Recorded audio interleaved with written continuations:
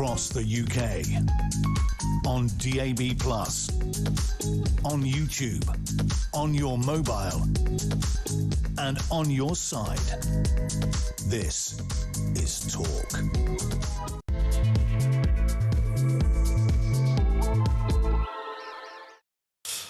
And good afternoon. Yes, welcome. Thank you to Alex Phillips. Back on Thursday, right here on Talk. So, the Talk exclusive you've been hearing about this has revealed how one reporter tricked his way onto a migrant dinghy boat bound for Britain, exposing the reality of the crossings from the inside. It was a stark, poignant and frankly crucial reminder of a story that is forgotten by much of the media, despite thousands of people, often on a weekly basis, crossing into these shores illegally. Any reminder is good by us. We'll talk more about that shortly.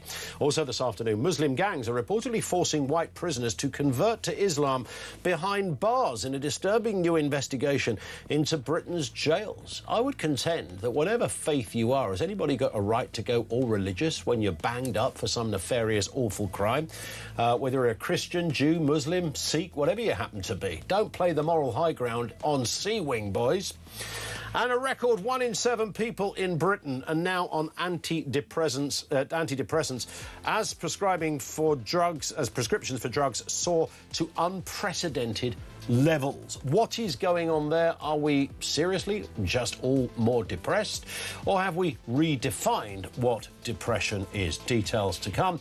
We'll bring you everything you need to know. We'll bring you all the breaking news right here on Talk, and there's a lot of it. The way to get in touch, 0344 499 1000. You can drop us a voice note there. You can call us on that number as well. Loads of questions. So much to get through on this. You can message, of course, on 87222. What ultimately happens to migrants when they come to the UK? And I'm not talking about in the short term. You know, you get processed, you go in a hotel, you stay in a hotel for 2 years. After that's all done and people have gone on there, well, what happens? Who are they? Where do they go? Straightforward question, 0344 499 1000. I raise this against the backdrop, of course, of this Talk exclusive. Let's have a little listen as to what this one is all about. The gendarme boat appeared. Relax, relax, relax, relax. Relax, relax. The police boat took control of our boat, so it put its bow on our bow, and it turned us round in a circle. While they were talking to us, they said, "Don't go ahead, it's dangerous out there, it's very wavy." The sea is very rough. Here it's quiet. When you go wider, it's really dangerous. The sea is very rough. Okay, the best way today is to go back. So the police said that to us, you know, if anybody else wants to get off, get on our boat and we'll take you back. 4 smugglers, get on the gendarme boat, check for weapons, all okay, sit on the back, we'll take you back. The police, the gendarme, took the smugglers back to the shore. And that really just crystallises one part of this grim story. And I'll say this, I mean, the absurdity of Britain's Channel crossings. As you heard there, that's Christian Drogan. We've spoken to Christian many times on related issues as well, highlighting the just bonkers, disturbing, troubling, dangerous crisis by doing something simple, putting himself on a migrant boat and following the journey. And there are many reasons why this is great journalism. This is great journalism, not least because it's quite dangerous. It also had to be thought about for a long period of time. You don't just pitch up and go, oh, I'll jump on a boat and see what happens. There was much more to this. So it's thought about. We don't get enough journalism that is considered and builds on existing concerns and all manner of stories and issues around, for example, in this case, the Channel crossings. To build on it from this angle was just brilliant. And we'll be speaking to Isabel a little later as well in the programme. The bigger question to me, however, and the reason I just had that sort of slightly clunky rant there was because it doesn't get the press it should do. At what point, I know I always make, forgive me, no, don't forgive me, doesn't matter. I always give that example, if 2,000 people tried to break into Gatwick Airport, you'd have the world's press looming around. You'd have news helicopters filming the airport. It'd be the biggest story ever. But 2,000 over the course of a week do it across the channel. That doesn't even make... Forget the front pages. It doesn't even make any pages in some newspapers. None at all. You've got to go through a lot of column inches in The Guardian, for example. I mean, no surprise and stuff, before you would see any reference to channel migration, even on the worst weeks. So to have this element of the story brings it back to life, is my overarching point here. Now, we know that over 200,000 people have arrived by small boat between 2018 and 2025. That number will be bigger, and of course there are people who arrive in other forms as well. Only a fraction have subsequently been returned. So forget the boats for the moment. Where are the rest? Where are all those people today? Some have been granted refugee status, but in the grander scale, very few. Therefore, they can work, rent homes, build a life as an adopted Brit. Yeah. Others remain in the asylum system, supported while their cases are decided. But what are the tens of thousands that have been refused or had claims withdrawn? Quite literally, what has happened to those people? Where are they now? How many leave voluntarily? How many are removed? How many simply disappear from official view? How many work illegally for cash, enter the black economy, remain dependent on some form of state or charitable support? Now, this is interesting because think about this. We hear constantly that these people have paid 3,000 quid or 3,000 euros, 4,000, 5,000, sometimes figures sometimes even more than that to make this journey. However, tonight's documentary seems to tell a very different story. Have a listen to this. I paid 1,400 euros. I handed it over to Ali. He counted it. He sort of looked very amazed at 1,400 euros in 50 euro notes.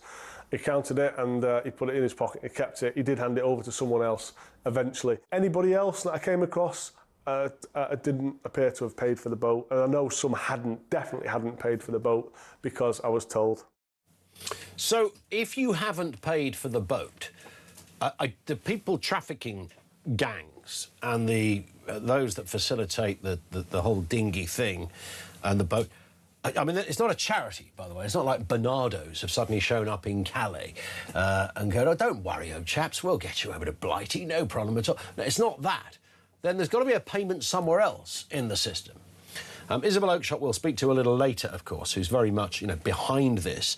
And Christian Drogan, the journalist, is the voice and the face you've seen on the clips. So we'll talk to Isabel in just a bit. But that would be where the smart money would say, well, hang on, if you're not paying for it, what's happening at the other end? Because that suggests a whole other scandal is going on. So if the Channel migrant boats are not disturbing Andy Burnham and keeping him awake at night, as they should do, then surely what's going on at the other end might well be a bit of a tickler for him. Government debate and obsess endlessly, of course, about stopping the boats, hotels and processing backlogs and all the rest of it. But immigration policy doesn't end when someone checks out of a hotel. So where do they all go? So we need a system that is capable of answering the most basic question imaginable. Who is here? What is their legal status? Where are they? And if they have no right to remain, why are they still here? 0344 499 1000. So when all is said and done, where are all these people? 200 thousand people have crossed the channel. I think it's many more than that. And of course, there's people who come through other mechanisms as well. And then there's the legal, there's the other form, people who come legally and then overstay visas and things like that. Thoughts on that? 0344 499 1000. Talk about people who've got no right to be here. Charlie Rowley is in the studio with us. I'm calling my agent. I think you should. Estate agent, probably. Yeah. Want to rent a room? Yeah. I was just saying how wonderful it is to be back and be reunited with you. I was telling the team I'd take that back. Yeah, indeed. Yes, you've got to get a nice welcome when Collins is on duty. It is good to see you, Charlie. And, of course, this story, I don't know if you heard the very beginning, I was just making the point that it's still bamboozling to me. as to how such a big story, thousands of men on a boat, sometimes just in one day, making the journey over the Channel, how that is not front-page news every day. I've never seen Clive Myrie start the 10 o'clock news with 1,000 illegal men arrived in Dover this morning, ever. Why? How is it forgotten? So thank God for Christian Drogan, thank God for Isabel for bringing this again and keeping this story going from the multiple angles.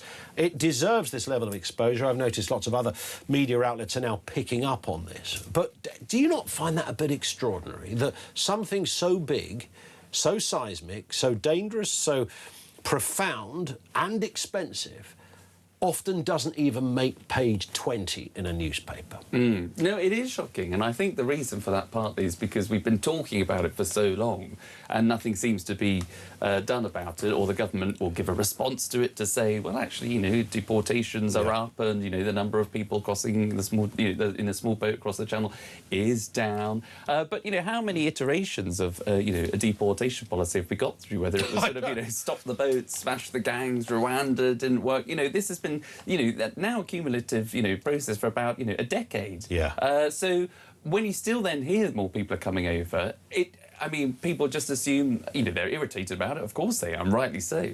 But I think it just doesn't make the front pages, as you say. It just... Are you familiar with the cartoon Roadrunner? Yes. Me, me. Yeah. Yeah, where obviously the... Sorry, Finn, why was that funny? It was a perfect voice note. Me, me. That's what he did, wasn't it? Yes. That's the noise. That could be the Roadrunner in the studio with us. So the coyote is always trying to get the runner, right? Okay, and this story is like that. We've got another idea. Isn't it the last line in The Italian Job where he says, "I've got an idea"? I think so, as the van is hanging over the cliff. It's that territory. It's kind of it's farcical. But it's ultimately so incredibly serious. And yet each Home Secretary comes in and goes, right, this is what we're going to do this time. No, no, it's not going to happen. Shabana, it's not going to happen. Finn's disturbed by the Roadrunner noise. He is all excited, I thought, by the looks of things. He does perk up when you mention certain cultural references. Yes. And that would be one of Finn's... I mean, that would be up there for Finn. Well, I think he's more of a Scooby-Doo man, frankly. Yeah. Yes. I think so. I think so. Yes. What? I think he agrees. Oh. He says move on. Oh. Yes. He's forgotten the art of radio for that little small scintilla of time. So listen, so it is that moment, isn't it, when Home Secretaries, governments, God knows who else, have come up with, you know, this is how we're going to stop it. Opposition parties step in and go, no, this is how we're going to stop it. The Green Party would go, well, they wouldn't stop it, they'd facilitate it, but this is how we would facilitate. So they've all got their own kind of very strange little ways of coming in, but nobody has solved it. No. That's the crucial element of this. You're absolutely right. And there has to be, you know, a real will to get this done, to get this sorted, and that requires, you know, on a scale where you're absolutely right. You know, we had a wartime coalition when we were being invaded by, you know, the Germans and others in the past. You know, now there doesn't seem to be that cross-party consensus to be like, you know, how do we actually solve this problem? How do we sort of, you know, because it's not one thing that's just going to stop the people coming across in small boats. It is about smashing these gangs and tearing up their chain of getting the small boat from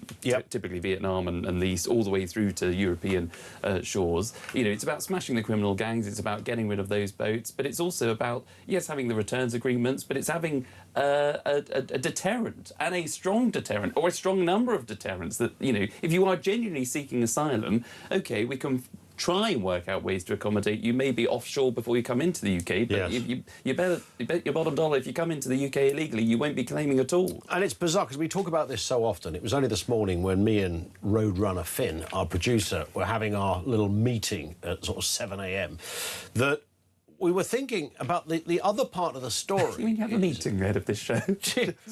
What are you suggesting now? Are you suggesting this thing is just thrown together? That there's no diligence and creativity behind this? Not at all, not at all. Let me just make a note of this. Hang on. We didn't have this problem with Dr. David, did we? Never book him again. Right, stick that in the diary. No, we didn't have a problem with Dr. David. Ever. No, we were just considering the end of the story is something that doesn't get talked about enough, but it is the clue does come up in this Christian Drogan piece, and that is the fact that many of these people are not paying to come over the channel, which must mean they're having to pay money back some other way. Because we never discuss what happened next to the migrants. Not everybody stays in a Four Seasons for 10 years. Where are they now? All those people that came in 2018, where are they now? Well, and a lot of it is down to, again, those sort of figures that government try to bamboozle us with. And so, you know, things that also need to be looked into, not just how people cross the channel and, you know, which is, you know, this is an amazing piece today. This is really breakthrough stuff because no one, I think, has ever done this before. No. Actually sort of made that small boat crossing on those boats, led by criminal gangs with other migrants. You know, it is adding a whole new light to it. But at the other end of the spectrum, I think somebody needs to be looking at what's happening at the Home Office end, what's happening at Border Forces end, because the number of people that are granted asylum, you know, they will tell you that 90% of people that come across the channel are actually granted asylum, therefore they must be genuine refugees. Well, hang about. And that's a whole other story, isn't it? Exactly, exactly. So, you know, the government will say, well, you know, hold on, Charlie, and you can't be, you know, you can't be criticising these men in small boats because they're asylum seekers. Have you ever been in a pub and got chat? You know, when you sometimes randomly get chatting to people in pubs, you know. Well, that's how we met. Indeed, yes, yeah. I mean, in Charlie's case, pre-arranged, I think, is the phrase that springs to mind, followed by the word swipe. When you get chatting to nobody ever said, oh, nice to meet you, mate, what do you do? Oh, right, I was a migrant across the channel. You know, I came across in 2020 and, you know, came on a boat and now I run a greengrocery company or something. You never meet, no one ever meets like you never meet anybody who was questioned for family fortunes. You never meet a migrant doing a job. They go, oh yeah, you were on one of the boats? Wow, can you, Pam, have you heard this? He was on one of the boats. Nobody ever had that in Canada. So where have they all gone? Well, where are 200,000 people who've arrived here since 2018? Well, and that is the question that I think the Home Office wouldn't even be able to answer because some of them have been, you know, put up in accommodation. They've been lost into the system now. They've taken up work. Obviously, you're not allowed to work unless you actually have settled status in the UK. But they would have gone on to be drivers of, I was going to say delivery drivers, but other, you know, takeaway companies, you know, available. What are they called? What, you know, when you have a bike that turns up and a delivery feed, a delivery driver, that's it, yes. So were you really struggling for that description? I don't spend, you know, I don't spend my days outside of, you know, the restaurants of London. A delivery driver. What do we call somebody who builds a house, Charlie? Let's do another question. That's a builder. But they are delivery drivers. I've done it again. But they are delivery drivers. They go and work in car washes. But there's not that. Is there that? I mean, I know there's loads of car washes and loads of food delivery places, but is there? I think there's more migrants than there are businesses for that. Yeah, well, yes. You think so, but where do they go? They just. I think they're distributed around the whole of the country. And where do they go? I'm just going to keep saying it. Where do they go? 0344 499 1000. Will you stay with us, Charlie? You might not want to after the first. You might go, I'm off. Charlie Rowley is with us, of course, former Conservative Special Advisor. It's always good to gauge Charlie's views on these things. Loads more to come. Your thoughts on this? Genuine assessment, if you like, of where you think 220,000 people have gone since arriving here on a boat across the Channel in 2018. That's when it started. Where are they? There's not enough delivery companies, surely, to facilitate jobs. Where are they? Our lines are open. 1:20. This is Talk.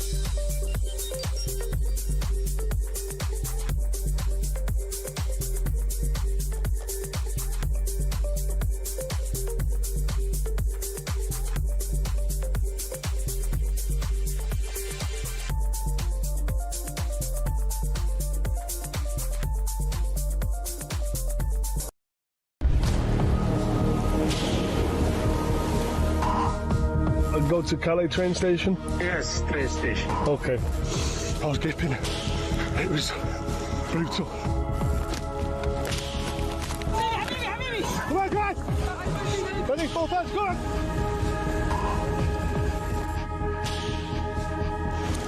And they're on the way over to UK.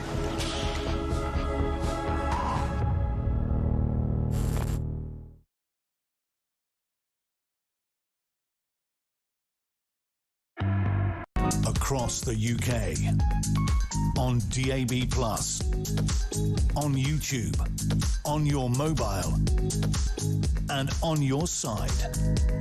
This is Talk. What do you mean Velma was the good-looking one in Scooby? What are you talking about? It was Daphne. Of course it was Daphne. Goodness sake. Still on the Scooby-Doo thing. Rowley won't leave it alone, frankly. More from you. 0344 499 1000. This comes from Brad, who says, glad you're back in. The problem with Parliament is that half of them just don't want to stop the migrants and the other half have no idea how to. I mean, it really is that. I mean, there's a big contingent in Parliament that don't give a hoot.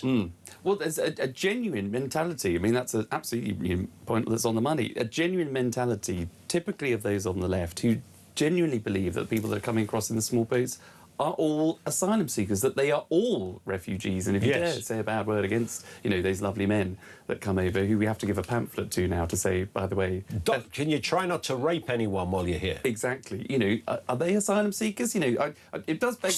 I was off when... That was one of those stories that when you're off and you hear the news story, you think, oh, I wish I was on air for this story, because that's such a... That was incredible, that they made this leaflet up with the kind of guide as to how not to be a sex offender. So it's a bit weird. And I just wouldn't somebody in the Home Office or whoever put the leaflet together have flagged it and gone, you do realise if we release this leaflet, then everything we've been saying, everything like half of the, what they call the right wing say, is going to be confirmed by the government. Yeah, absolutely. Nobody flagged that? Well, and the, you know, that's the part of the civil service that I imagine wanted to produce that leaflet, but they should have been political advisors, you know, like me in a former life, that would have said, absolutely not, we're kiboshing that, and there's no way that that's going out at all. And I do, you know, it was a funny old story last week, because I remember sitting there thinking, you know, I've defended some things that, you know, you sometimes think, oh, you got to stuck my neck out for that person, or, you know, Rishi Sunak didn't turn up to the D-Day commemorations during the last general election, but I'll try and say, well, you know, it can be difficult for the Prime Minister, and I'm sure there was you try and... but never, ever would I have ever been able to either do it myself or advise anyone that defending that leaflet is somehow, you know, acceptable on any level. And the left have just got themselves tied up into a whole series of knots about, because they don't want to be proven wrong about migrants. You know, they feel as though that they have got the biggest you could vaguely defend it if people were being deported and expelled, who were dangerous sex offenders and predators. You could say, well, look, that's why the government are telling this to, because we've got people who we don't want here. But that's not really the case. What they're saying is, come and join us, my child. Be part of the community. And oh, by the way, while you're here, if you could avoid raping anybody, that would be helpful. And it's an admission. I mean, maybe that's the only good thing that's come out of it. It's the Home Office actually now admitting that that is a problem that the police face with people that come from countries of completely different cultures to ours. And that is because they're not being handed a leaflet to say, you know, don't carry a knife, you know, don't smoke inside public building, you know, which laws that we all have, that we all abide by. It was specific about sexual abuse. This story is interesting for a number of reasons. A troubling picture from behind bars. This is a new Ministry of Justice figures show that 1 in 5 Muslim prisoners in England and Wales, 1 in 5, is white. That's nearly 4 times the national rate. It's prompted the Shadow Justice Secretary, Nick Timothy, to demand an investigation into forced conversions by Muslim gangs. Let's have a little listen to an extract from the BBC with a former prisoner back in 2020. People convicted of terror offences. Some of them were violent, some of them was preaching an extreme idea in public places, and there's a lot of talk of the Islamic states and how they want this UK to be Islamic State run. So how did they approach you, and what did they say? It took about 2 days before the contact was made to me. They tried to bully you into thinking that you need some sort of help and protection and a group to be around. If you're not going to be a part of what they believe or their ideas, then it is a group attack which will occur to the person. Do I breach any Ofcom rules here by saying a white Muslim is a bit weird? Well, there's just something strange about that whole kind of... It's sort of... There is a contingent of people... This is away from prison. I'm talking more outside of prison here, when people go, I want to be part of that. I want to be part of that. Whatever faith it happens to be, by the way.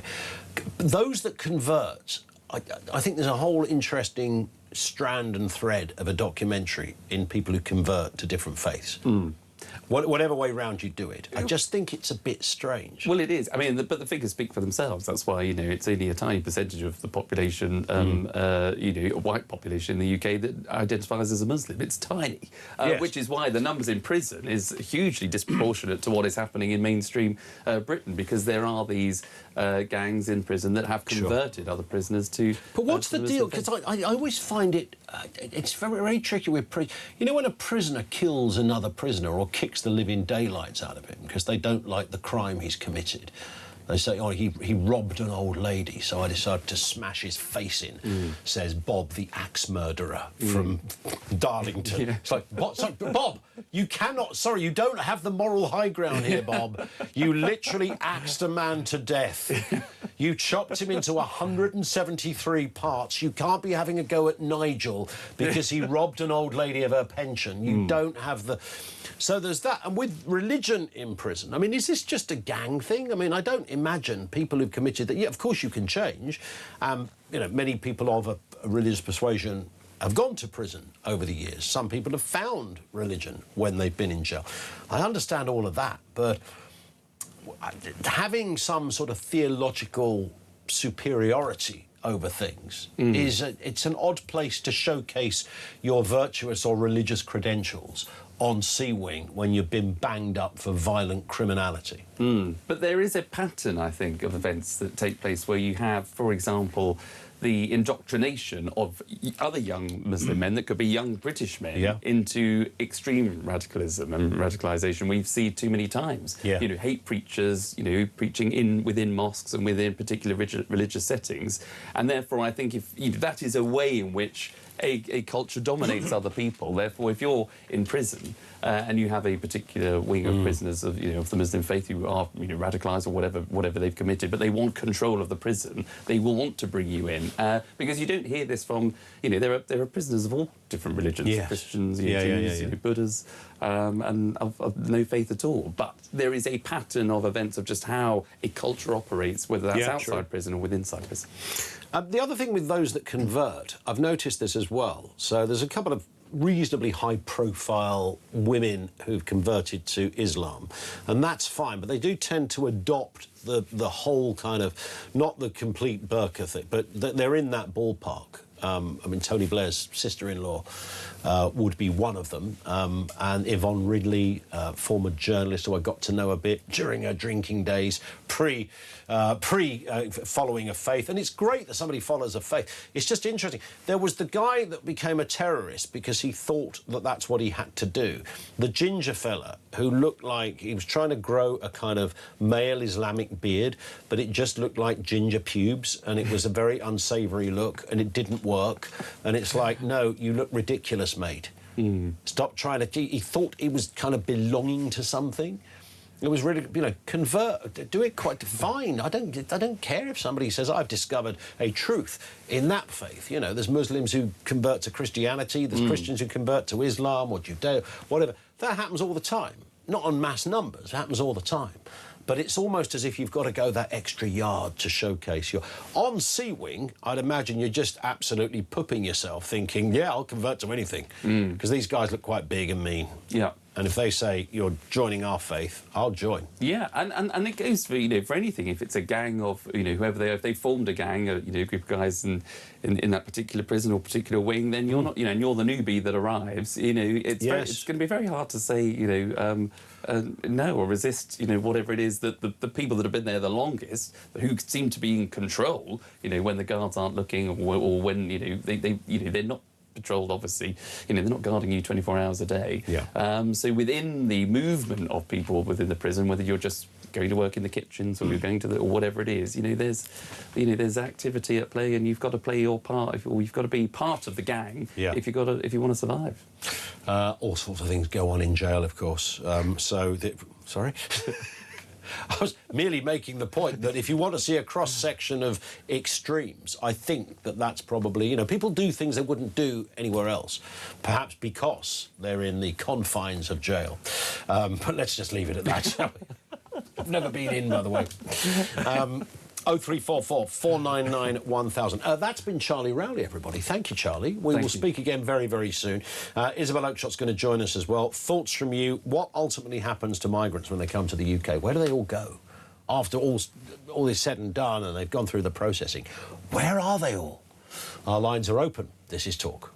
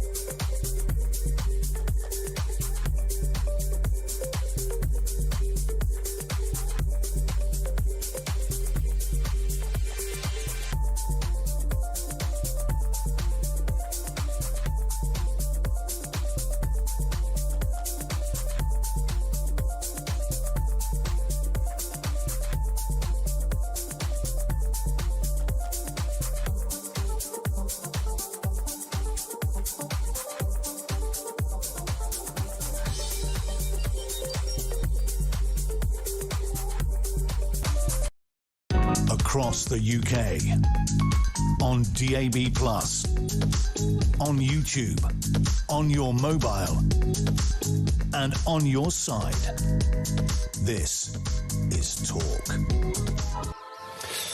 It is Talk 25 to 2. This one comes from Elaine. Where have they all gone? Well, a huge number of them have made their way to Glasgow. We're overrun up here, migrant capital of the UK, with the most, according to the data. And these people hang around in the city centres all day, sometimes dealing drugs, always causing a nuisance. I do wonder, though, Elaine, I'm not for one second decrying Elaine's experience, because I don't know what that is, only Elaine does. But I'm actually thinking beyond that, because, yes, you're arguably talking about people who've yet to be processed or nothing much has happened. They're on the... we've got over 200,000 people since 2018 have made that crossing over the Channel. Where are they now? I mean, it's like almost a TV. Where are they now? He crossed in 2018. What's he up to these days? Oh, look, he started a new business empire, or whatever. 0344 499 1000. So this is the Talk exclusive that many of you just simply will not believe. The reporter Christian Drogan went undercover as a migrant, spent a year gathering intelligence, and has now crossed the Channel in one of those boats. Smugglers, guns, chaos, all caught on camera, and the French police even let traffickers walk free mid-crossing. Have a listen to this. The gendarme boat appeared. Relax, relax, relax, relax. Relax, relax. The police boat took control of our boat, so it put its bow on our bow, and it turned us round in a circle. While they were talking to us, they said, "Don't go ahead, it's dangerous out there, it's very wavy." The sea is very rough. Here it's quiet. When you go wider, it's really dangerous. The sea is very rough. Okay, the best way today is to go back. So the police said that to us, if anybody else wants to get on our boat, we'll take you back. 4 smugglers, get on the gendarme boat, check for weapons, all okay. Sit on the back, we'll take you back. The police The gendarme took the smugglers back to the shore. Wow. Let's speak with Isabel Oakeshott, Talk's international editor, very much behind this documentary. Isabel, how do we title you for the purposes of that? Are you executive producer, editor, all-round head honcho?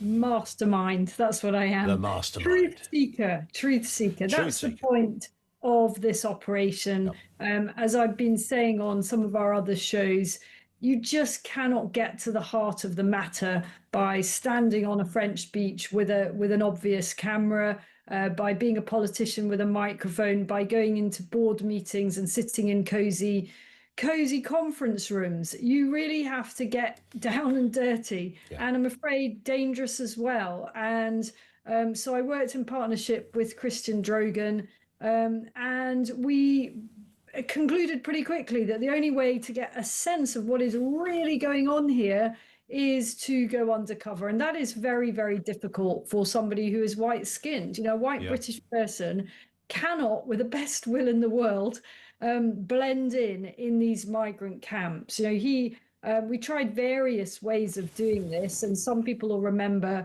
our first documentary, which Talk aired just before Christmas. It feels like forever ago now, last year. And Christian actually grew a beard, and he spent a long time on a sunbed, and he actually passed quite often for a Kurd. A lot of people thought he was Kurdish, but that only works until you have to open your mouth and you're quite obviously a Mancunian. So we essentially very rarely confused.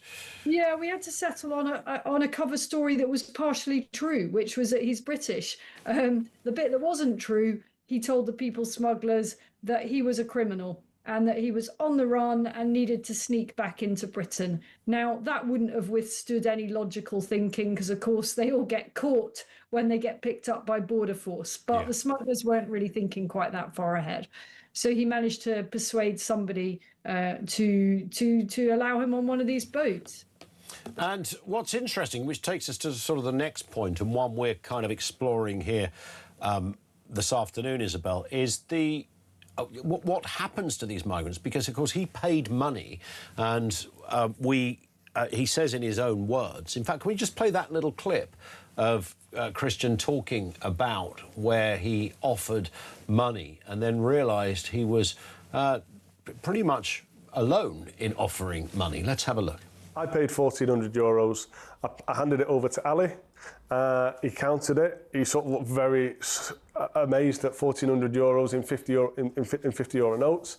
He counted it and he put it in his pocket. He kept it. He did hand it over to someone else eventually. Anybody else that I came across didn't appear to have paid for the boat. And I know some definitely hadn't paid for the boat because I was told.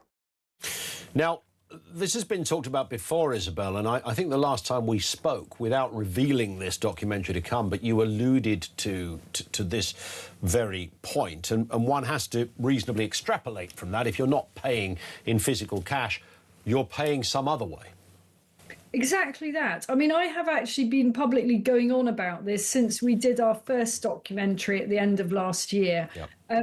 At the time, I was sort of quite surprised, but it then all made absolute sense to me when I realised from our initial groundwork on this last December that hardly anyone is paying in a conventional way.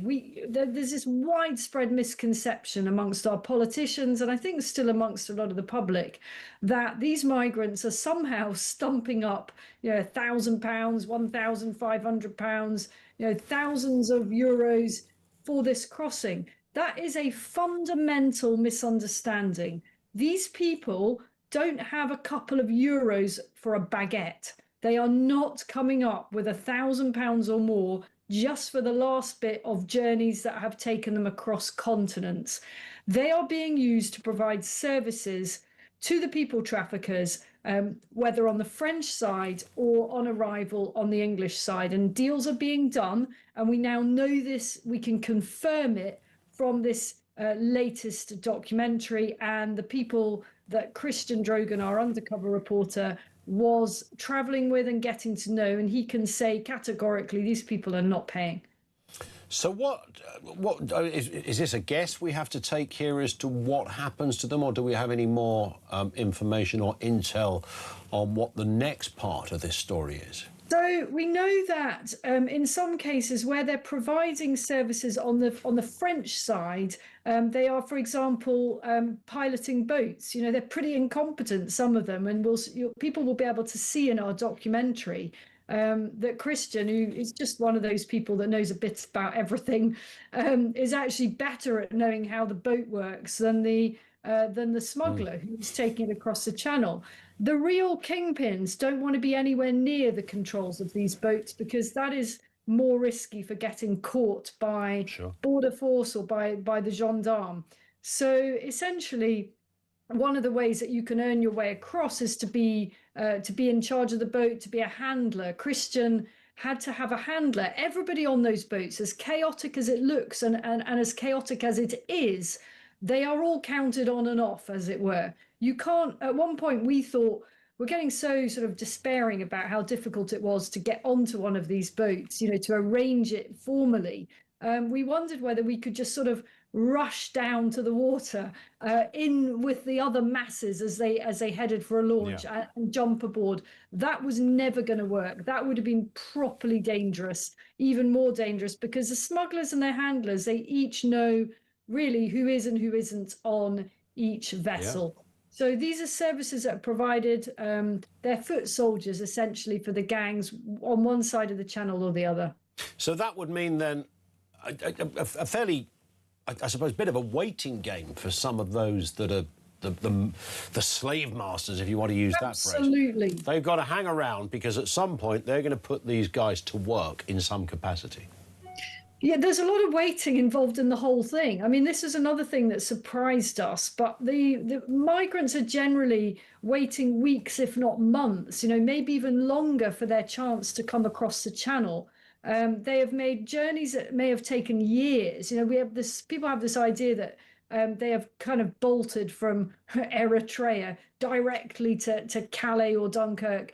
Many of these journeys have taken them through countries where they've stayed in for very long periods before making a choice to actually choose UK as their final destination.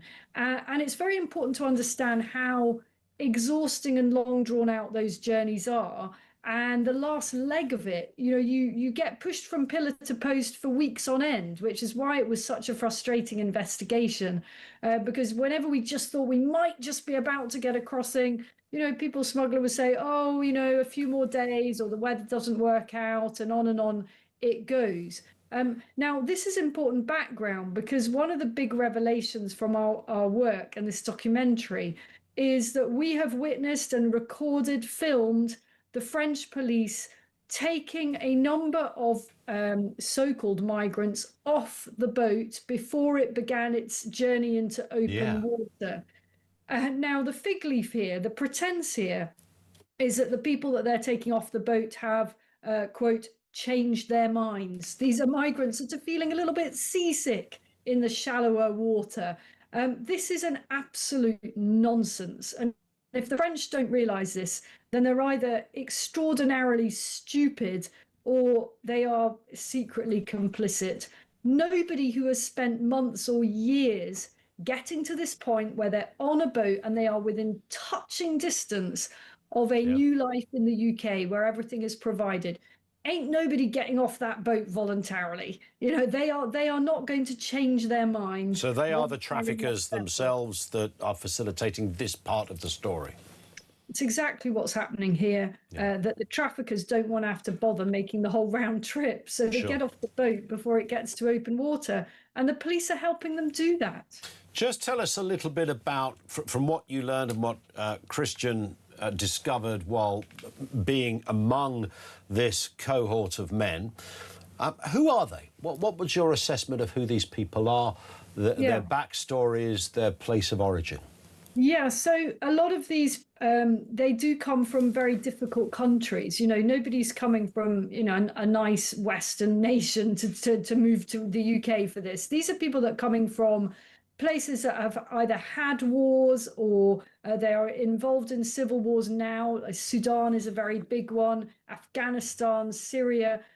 But they haven't, as I said earlier, they haven't come direct from those places. They are not directly fleeing war and terror. But there is no doubt that a lot of them come from horrific backgrounds, and they are as a result, they're very desensitized to violence, almost to the point that a lot of these young men glorify it. Why do I say that? Because we've had so many dealings with them now. What is remarkable is just how many have as their WhatsApp screensavers or their WhatsApp pictures, they have themselves gun-toting. They have themselves wearing balaclavas. This is kind of normal. You know, it's young men trying to impress in the cultures that they come from. They are typically very fit. And one of the things that we underestimated was just how physically grueling it is getting on a migrant boat. You've got days on end of long distance walking in inadequate shoes across dunes, through briars. We'll show you footage of migrants on their hands and knees going through thickets to a rather untested launch point. So they are young and fit. Christian's quite funny about this, actually, because he says, you know, I really was struggling to keep up with 20 young Sudanese blokes. He talks about how they vaulted this barrier, a kind of wooden fence, as if they were gazelles, you know, and he was sort of just leaping over like the Grand National. He's sort of skirting around the edge. This is partly why there are so few women and children. It's really, really physically demanding. And that's just that end of the journey. I mean, what's gone on, you know, Exactly. for the months or even years beforehand. So just a final point then, Isabel, on that very area of the background of these people, what are their intentions? Why do they want to come to the UK? Why do they not stop off in Italy or Germany or even France? I think that there's a mistake in the premise of your question, which is that they really, really know what they're doing. They don't. These are not educated people. You know, there are some good people, decent people, lovely lads among them, but they are not taking a well-informed decision. They can't speak a word of English. They don't know what they're coming to. They simply hope that it'll be something better than Eritrea or Chad or Iraq, wherever it is they've come from. And they're not wrong about that. It will be better for them. The question is it better for us? Answer to that question is a resounding absolutely not. And in terms of, you know, we often hear about the criminal gangs and these people are coming here to do us harm, and their intentions are nefarious and licentious and all of the, you know, the stories we're familiar with. What is your take on that?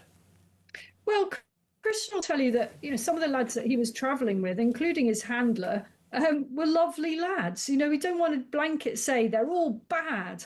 But let's just give you one example about how bad they may be. We believe that the driver of his boat was Iranian.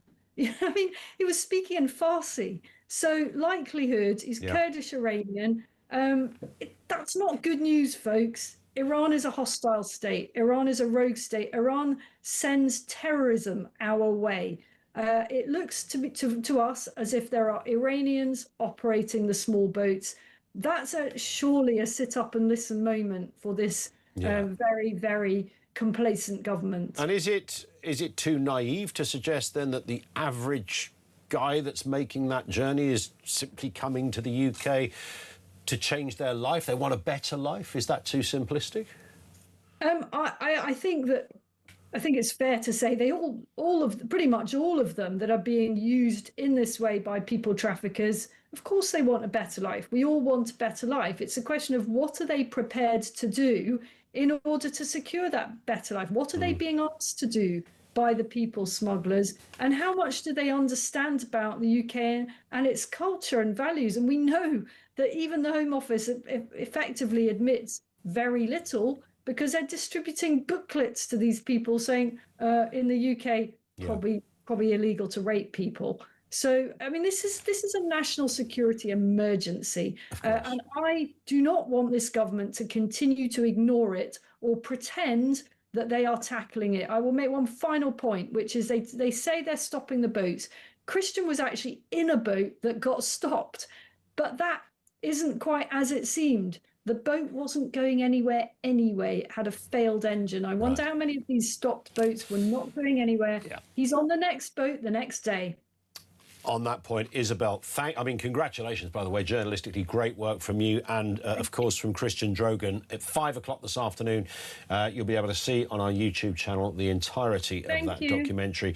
Thank you to Isabel. More from you in a couple of moments. 0344 499 1000. This is Talk.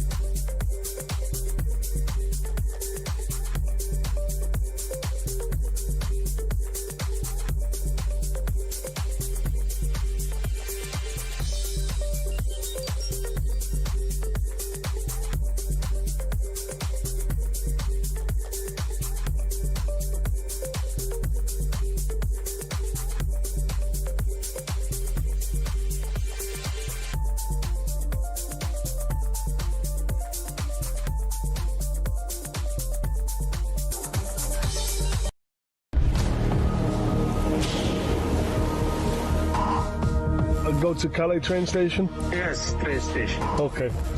I was gaping. It was brutal. Come on, guys! Ready, full touch, go on!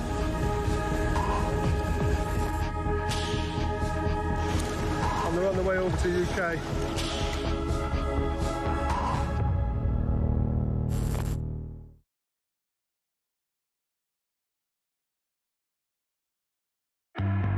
Across the UK, on DAB+, on YouTube, on your mobile, and on your side.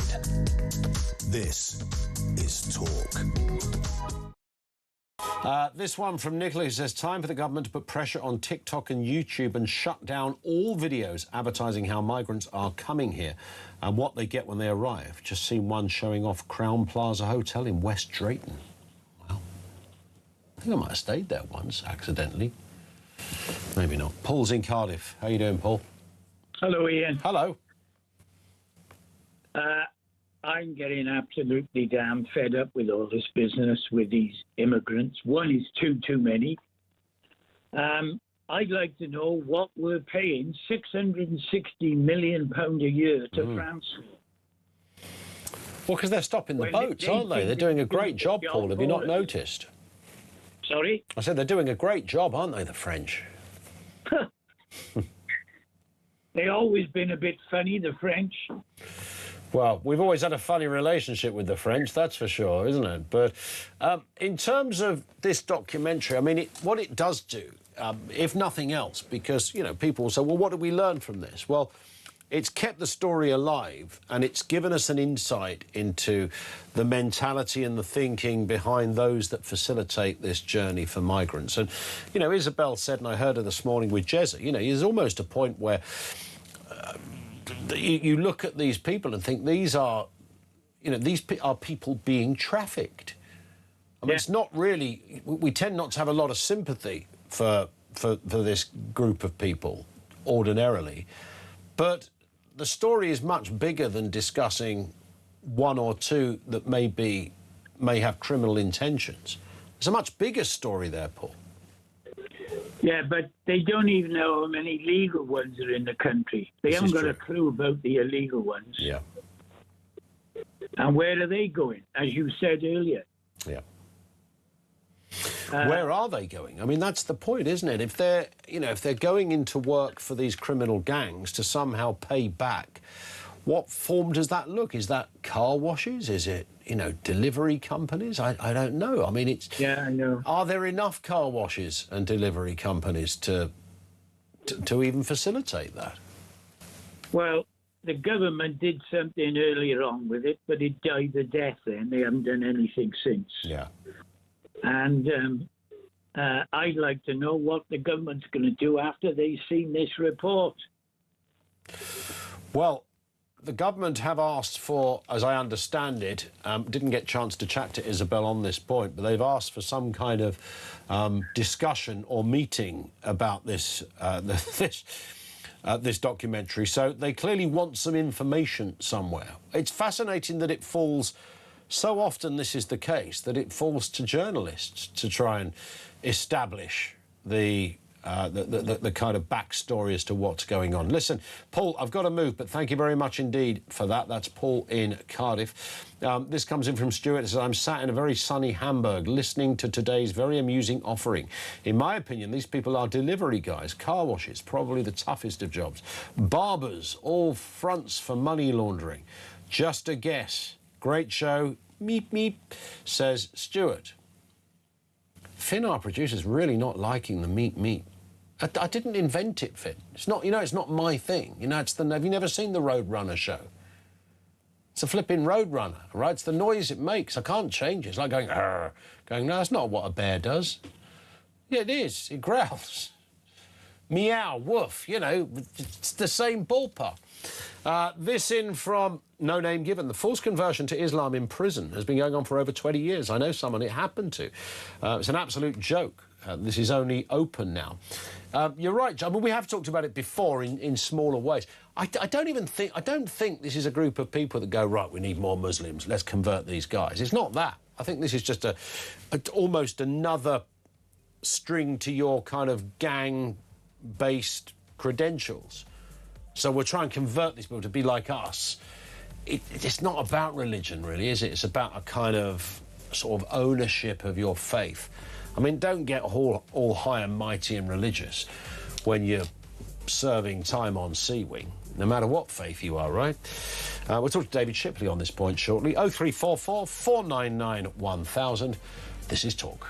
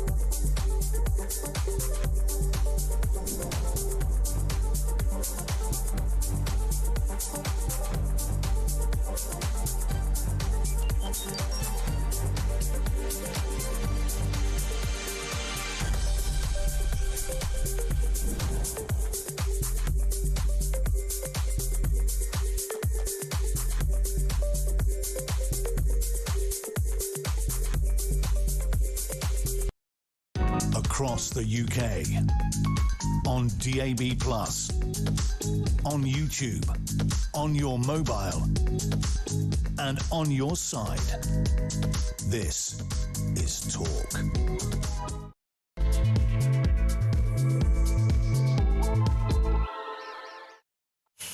It is indeed Talk, the Afternoon Empire. Welcome back to the home of common sense. What are we talking about here? Well, that Talk exclusive revealing how one reporter, Christian Drogan, tricked his way onto a migrant dinghy bound for Britain, exposing the reality of the crossings from the inside.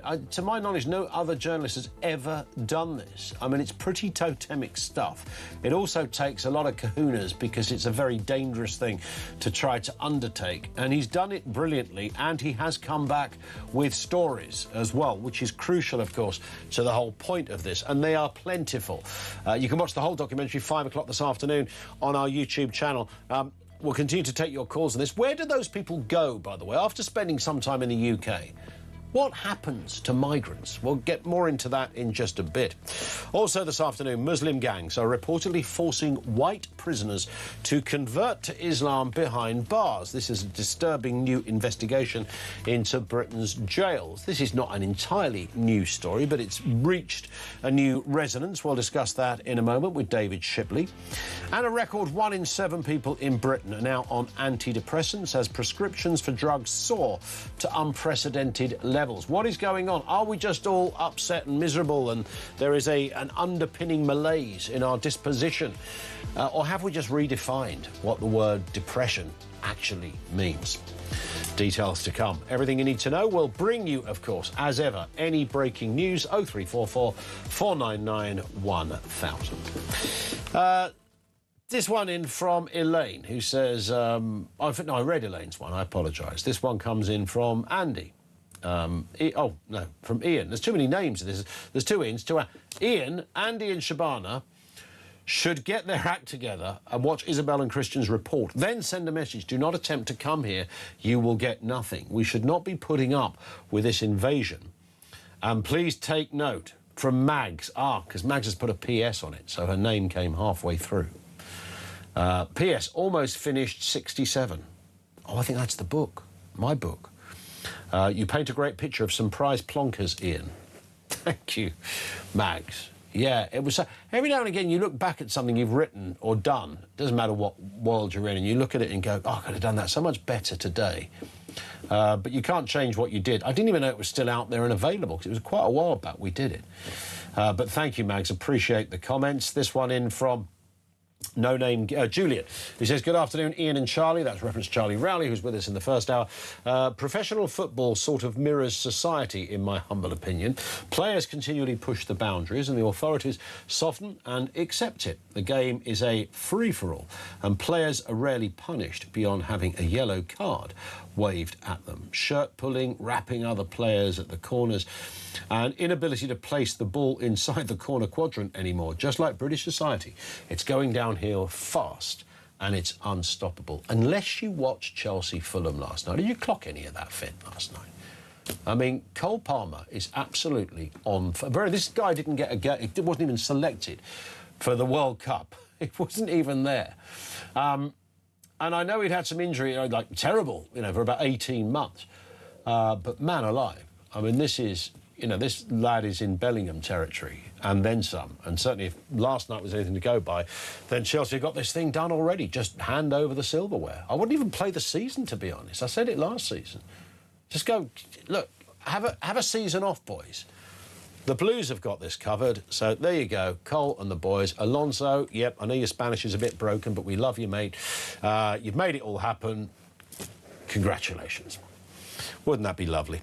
But we'd see no great football, of course, if we did that. More from you in a moment. 0344 499 1000. So, this troubling picture from behind bars. Yes, of course, we're familiar with all sorts of troubling stories from behind bars, but this one takes us into a different territory. New Ministry of Justice figures show that 1 in 5 Muslim prisoners in England and Wales is actually white, nearly 4 times the national rate, prompting the Shadow Justice Secretary Nick Timothy to demand an investigation into forced conversions by Muslim gangs. Let's just have a listen to an extract from a BBC interview with a former prisoner. This goes back to 2020. Have a listen. People convicted of terror offences. Some of them were violent. Some of them was preaching an extreme idea in public places, and There is a lot of talk of the Islamic states and how they want this UK to be Islamic state run. So how did they approach you, and what did they say? It took about 2 days before the contact was made to me. They tried to bully you into thinking that you need some sort of help and protection and a group to be around. If you're not going to be a part of what they believe or their ideas, then it is a group attack which will occur to the person. Let's go to work with David Shipley, investigative journalist and former prisoner himself, so can shine some light from the inside as well as out on this. David, good afternoon to you. This is not an entirely new story, as we know. I mean, you know, gang-related conversion or bringing people on side or getting people into your group is not unusual in prison, and if people use religion to facilitate it, I can imagine that's another strand to the same thinking. Or is it literally about a theological position? We want more Muslims, we want more Islam. What's going on here? I think the honest answer is it's a bit of both. So there absolutely is theological religious conversion going on where, you know, some particularly devout Muslims in prison are determined to, you know, to bring more men into the Ummah. There's also a lot of practicality. One of the features of being a Muslim in prison, whatever your crime is, you're protected.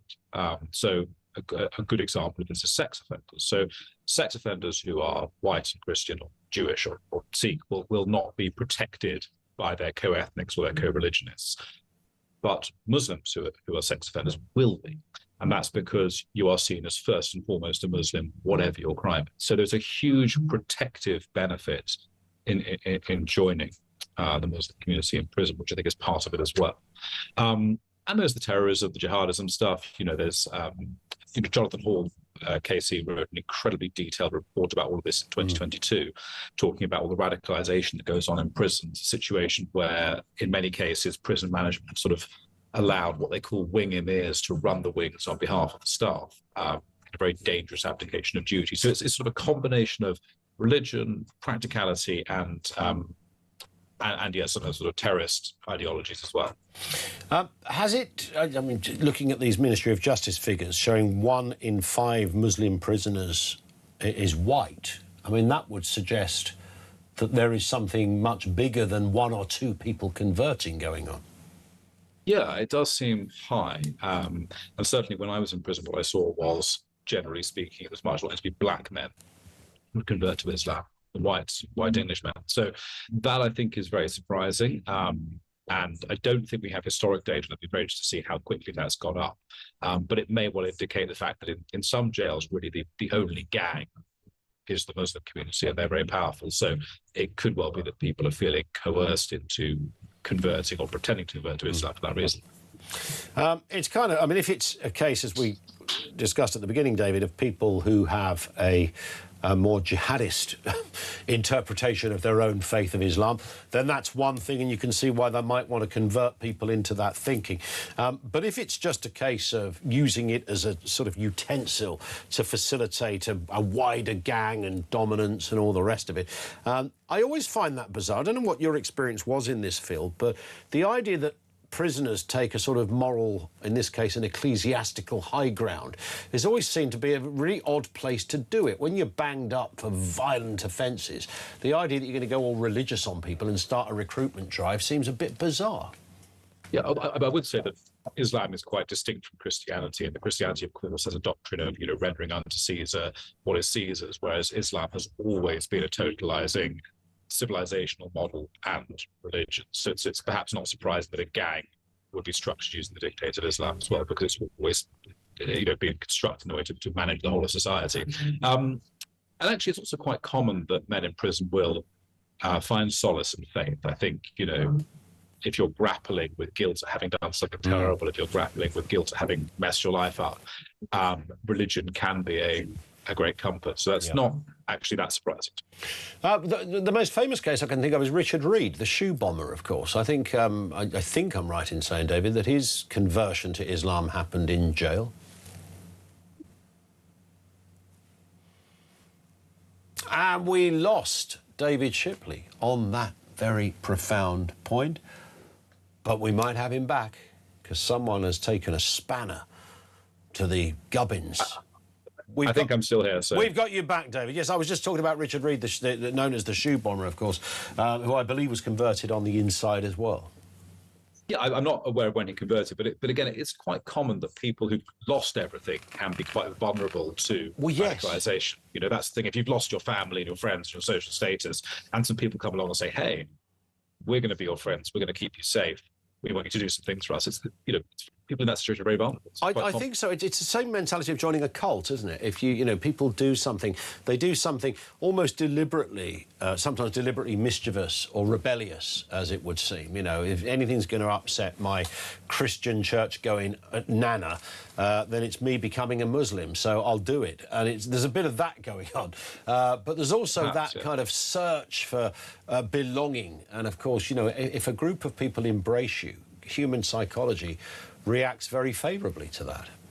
Yeah, of course. And it's not just you know, Muslim groups. You know, there were wings that I was on in prison that were essentially controlled by organised crime groups.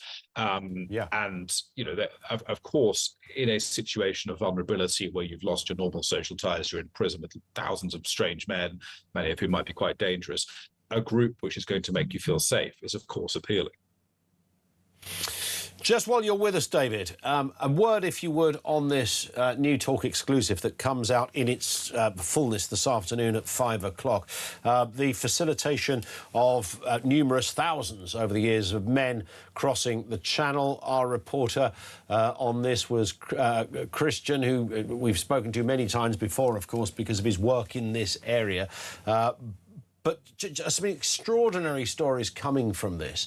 Again, the idea that it takes a journalist. I think the exposure of people traffickers, the small occasions they've been exposed, has happened because of journalists. And now we've got this that has happened because of journalists. I thought we had like MI6 and stuff for stuff like this, but apparently not. It still takes a journalist sometimes. Yeah, and I've got to say I'm incredibly jealous of Christian doing this. I'm incredibly impressed by him. I think it's a stupendous piece of work. And he's revealed some really fascinating details that we hadn't encountered before. Of course, we know these men are crossing the channel, but he identified details like the fact that the organisers of the illegal migration will radio to the French to get picked up off the boat and taken back to France. You know, there's obviously this high level of collaboration between both the French authorities and British authorities. Of course, Border Force come along and bring all these guys ashore. And you know, I think in lots of ways, I suspect the French and British state don't really want the public to know the details, because the details are frankly radicalised. Indeed. And on that point, David, we stop there for time, but thank you. That's David Shipley, investigative journalist and former prisoner as well, on a couple of stories, particularly that first one of conversion of Muslim prisoners, converting white prisoners to Islam. Now, just to run over that point that we made there with David, there could be two sets of reasons for this. One could just be you want to radicalise somebody, so you literally are part of a, you know, I don't know, a terrorist organisation, and you want to recruit. So who better to recruit than somebody that would be least suspected of something once they're out of prison than a white bloke? No one's going to think that. So that might work.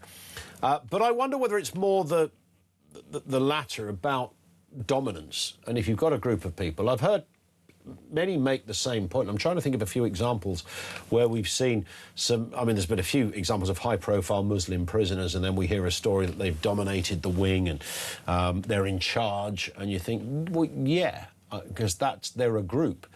And any group, whether that group, as David said, is an organised crime group, or whether it's a group of religious people or any other group, will stitch themselves together and try and recruit. And that's kind of part of prison life for some people. And in this case, they're using religion. It could be as simple as that. And then, of course, you've got people who want to convert to another faith, which I said this a little earlier about white Muslims.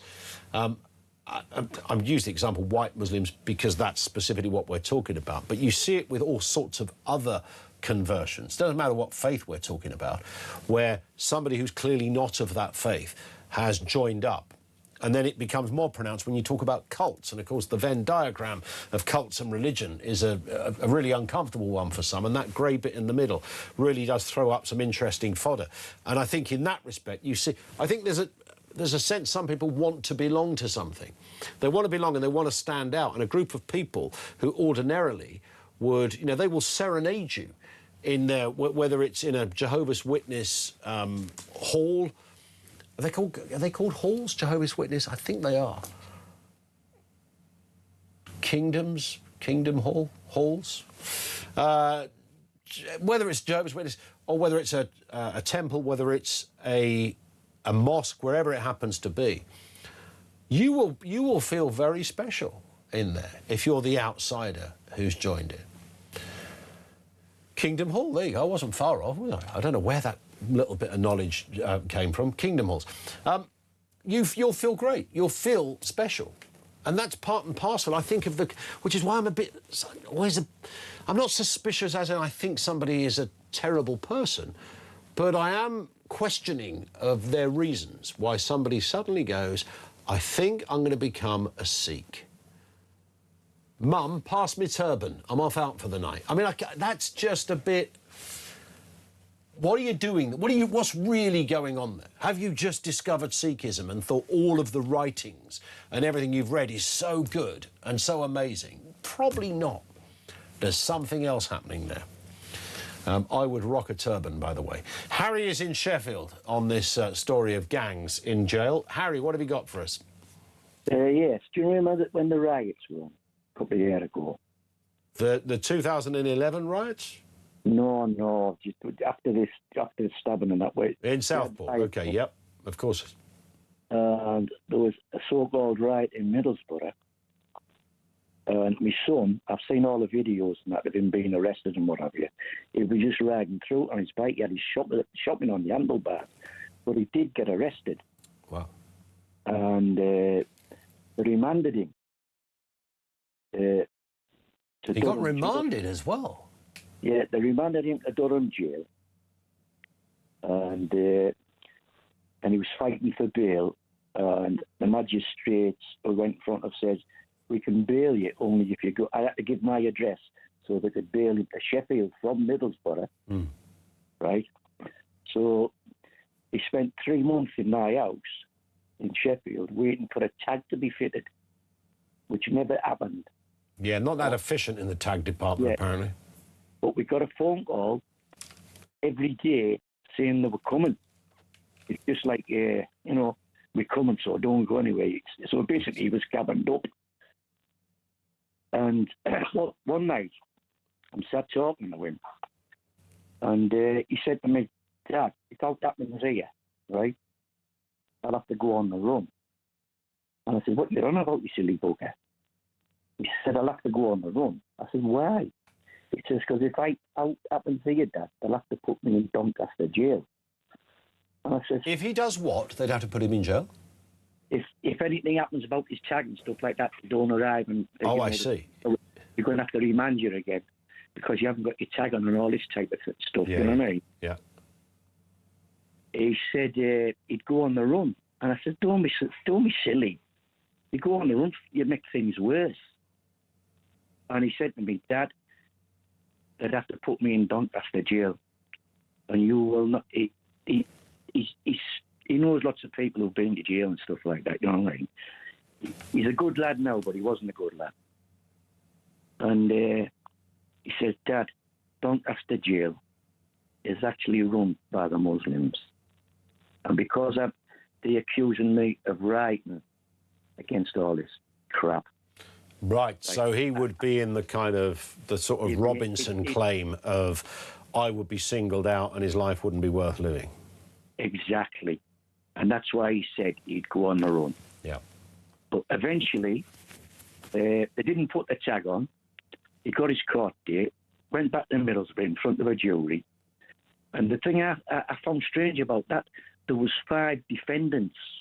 None of them knew each other, all in the same court. In the same, you know what I mean? What, in the same dock? In the same dock, yeah. Wow, I'd never heard of that. Yeah. This is because they had so many people to deal with, I guess, at that time, and they were trying to... Yeah.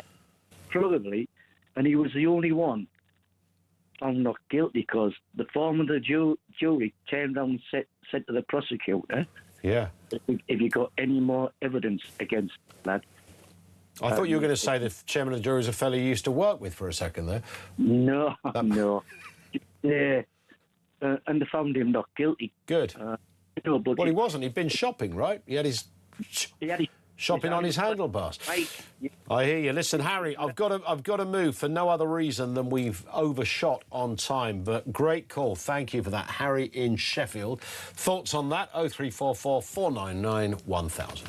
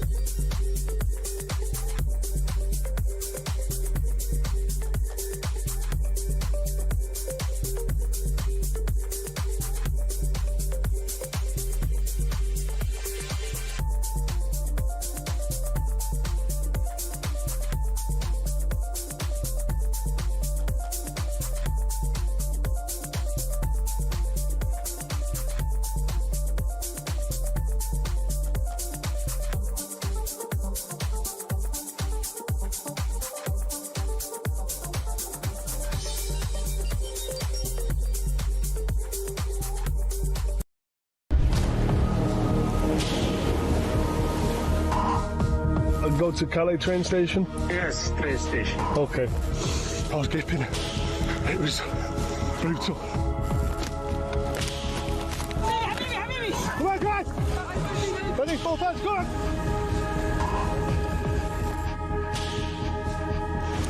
And they're on the way over to UK.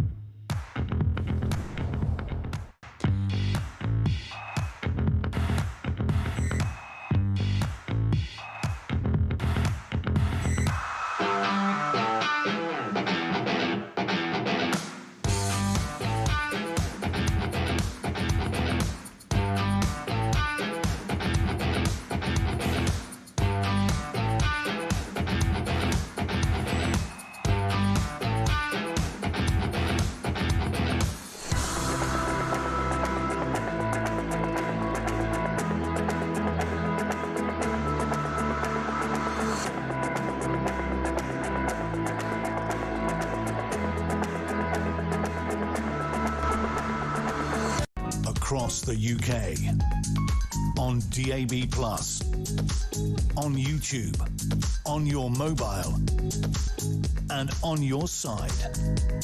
This is Talk. We understand that Kemi Badenoch is going to be reshuffling her shadow cabinet. Changes to Tories' lineup partly prompted by a need to promote restless backbenchers, say sources. She's planning the reshuffle after MPs return from their summer break next week. This is according to some intel from the Telegraph. The Conservative Party will announce significant changes to her shadow cabinet before the annual conference in October. It will be her second reshuffle since she replaced Rishi Sunak. So at the moment, you've got people like Priti Patel, Shadow Foreign Secretary, Mel Stride, Shadow Chancellor, Chris Philp, Shadow Home Secretary, Shadow Justice Secretary, Robert Jenrick. I don't think so, Finn.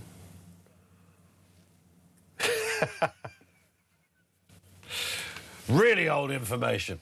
Nonetheless, I tell you what she needs to do. She needs to find some superstars for the front bench. She needs to find that you only want 3 or 4 of them, including Kemi, to really be able to set off debate, tell it like it is, politics, sound credible, very easy in their own skin. Yeah, I was listening to... I was cleaning the kitchen at 6 o'clock this morning, and I'm not kidding you, having a coffee, listening to Jezza, and I was there for pretty much the entire show. Nigel Farage turns up at 8 o'clock as a guest on The Breakfast Show. And forget whether you fundamentally, ferociously disagree with Nigel Farage, all right? Let's imagine you do. He is so easy in his own skin. He is so confident and comfortable with his own views. And that's all it is. It's that. Being easy in your own skin. You hate his politics, but he's easy in his own skin. He's confident in his own views. He's absolutely sure about his own belief system and the direction of political travel. And that combination is rarer than you think in politics. You might think there'd be, you know, at least 70% of MPs would be like that. No, they're not, because you've got to impart it and sell it. And there's the problem. Let's go to Michael in Birmingham. Back to migration. Michael, what have you got for us? Afternoon. Well, before you start, Kemi Bader not reshuffling her cabinet is like my neighbour Ted reshuffling his garden gnomes. It's about as effective as that at the moment. How's Ted getting on with those gnomes, by the way? He's having a reshuffle. Another reshuffle. It's a waste of time. Yeah.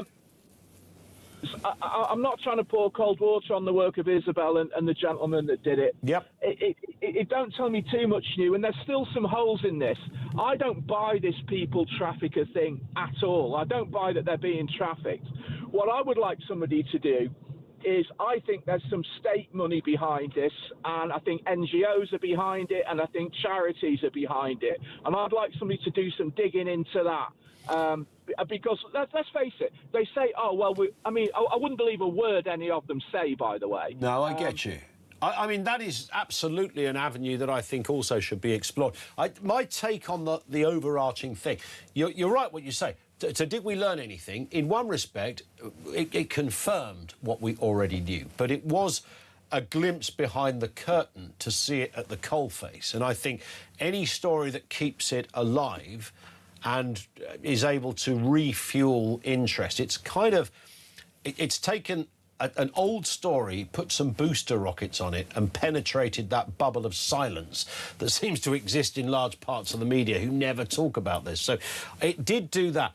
The people trafficking thing, it has been said before. I don't know what numbers are involved, but I think you're right, Michael. I don't think that would explain every single migrant is being trafficked and not paying any money. There could well be other organisations behind it, and that deserves somebody taking a look as well. And because where there's a big hole is, look, if these people traffickers are so effective at keeping tabs on the migrants when they come here to work off debts, let's bring them on as Home Office consultants then to track them down. It's a ridiculous notion. Yeah. They can just come over here and then just vanish. That simply doesn't happen. If they end up in car washes or barbershops, that's of their own volition or through talking through mates. They're not doing that against their will. They can vanish anywhere. Mm. Yes, that's very true. Where do they go? Which is the kind of question we threw out at the beginning, Michael. I mean, we can talk about, you know, some people end up here, some people get deported, some people get the right to remain, they fall in love, start a family, you know, those kind of stories. But out of 200,000 people in the last number of years that have come here via that method, what are they all doing now? What's your best guess at that? A vast majority of them seem to be in Birmingham. So they I keep getting lots of people from every part of the country claiming that the vast majority are in their neck of the woods. So maybe they're spread out a bit more than we thought. No, I think that they're spreading out. I mean, when you go to even like kind of like leafy Middle England these days. I mean, I was in a northwest town I know very, very well, a Roman northwest town the other day, in the place outside of it, a huge shopping centre. I couldn't believe it, and I don't care how this sounds. For a place where I know growing up, where the diversity was a fraction of a percentage, all of a sudden it's 50 to 60%. And that's within the last 12 months.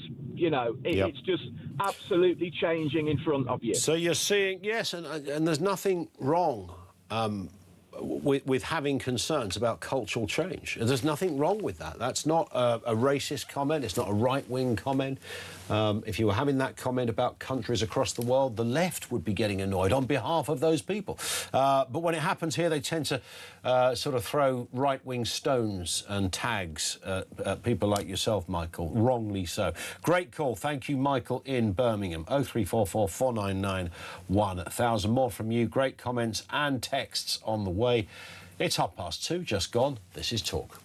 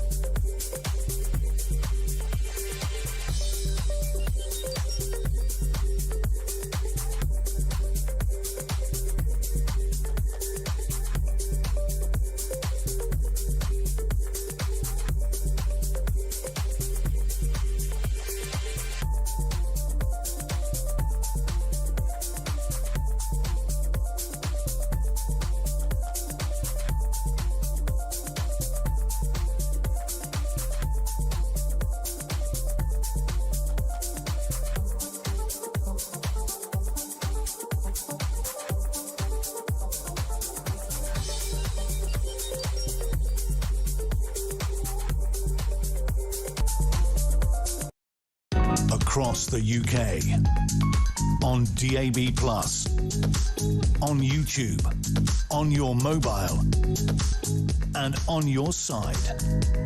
This is Talk. 25 to 3. These stories always interest me, and they sort of come along in different forms from time to time. Worrying figures, new figures show that 1 in 7 people, this is in England alone, OK, 1 in 7 were prescribed antidepressants last year, as mental health problems like depression and anxiety continue to surge specifically since the pandemic. Is it just down to that? Let's get a word with Professor Joanna Moncrief, Professor of Critical and Social Psychiatry at UCL. Joanna, good afternoon to you. Hello, Ian. Thanks for having me. I keep wondering, you know, this is the sort of thing that keeps me awake at night, so goodness knows what it does to you, because this is your field. But I keep wondering, what is happening? Have we just become...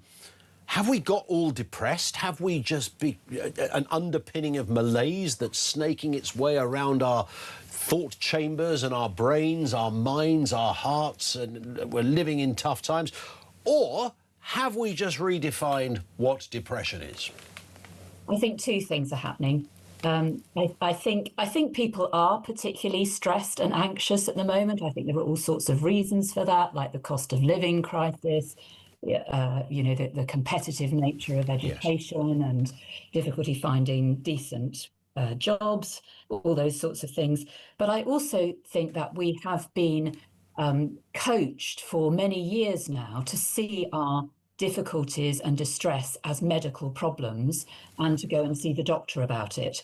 And many people now expect to be prescribed a medication if they're feeling, you know, under the weather or, sure, you know, like they're struggling.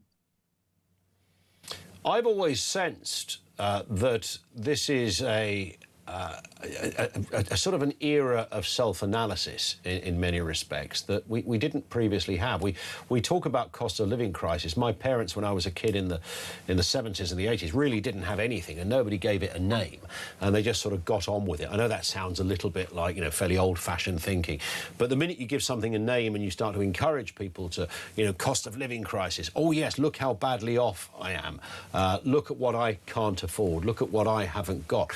Whereas previously, whole groups, and maybe there's a class divide on this, I don't know, would have just got on with life. Now that we are almost encouraged to, I don't even mean self-diagnose, but just self-analyse our dispositions in so many ways, it comes as little surprise to me, and obviously I don't speak with any medical qualification, it comes as little surprise to me that we're in this place. Does that sort of make sense? I think there's truth in that. I think people are, you know, more likely to analyse their emotions, and therefore more likely to be aware when they're not feeling at their best. And there are good and bad aspects to that. You know, that the stiff upper lip was, you know, was maybe good in some ways, but also meant that a lot of people, I think, suffered in silence without feeling that they could talk to people, especially men. And so you know, in some ways it's a good thing that we're more open about these things now.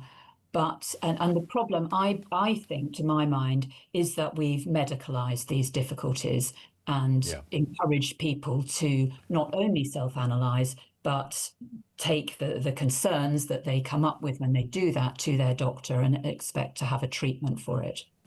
Yeah, I do wonder if there was we sort of missed the hybrid of getting the best of both experiences of somebody who genuinely has an issue and the old days of, you know, I look back, it wants to make me cry almost, Joanna, when I think about some of those mostly young men that had gone out to war and seen the most horrific things, never ever talked about it to anybody, suffered in silence, and that's the way they did it, and spent their lifetimes with that almost guiding their life in so many respects, despite on the outside having families and all the rest of it. So that wasn't good either, that we didn't help people because we were, you know, don't talk about that kind of stuff, particularly if you're a man.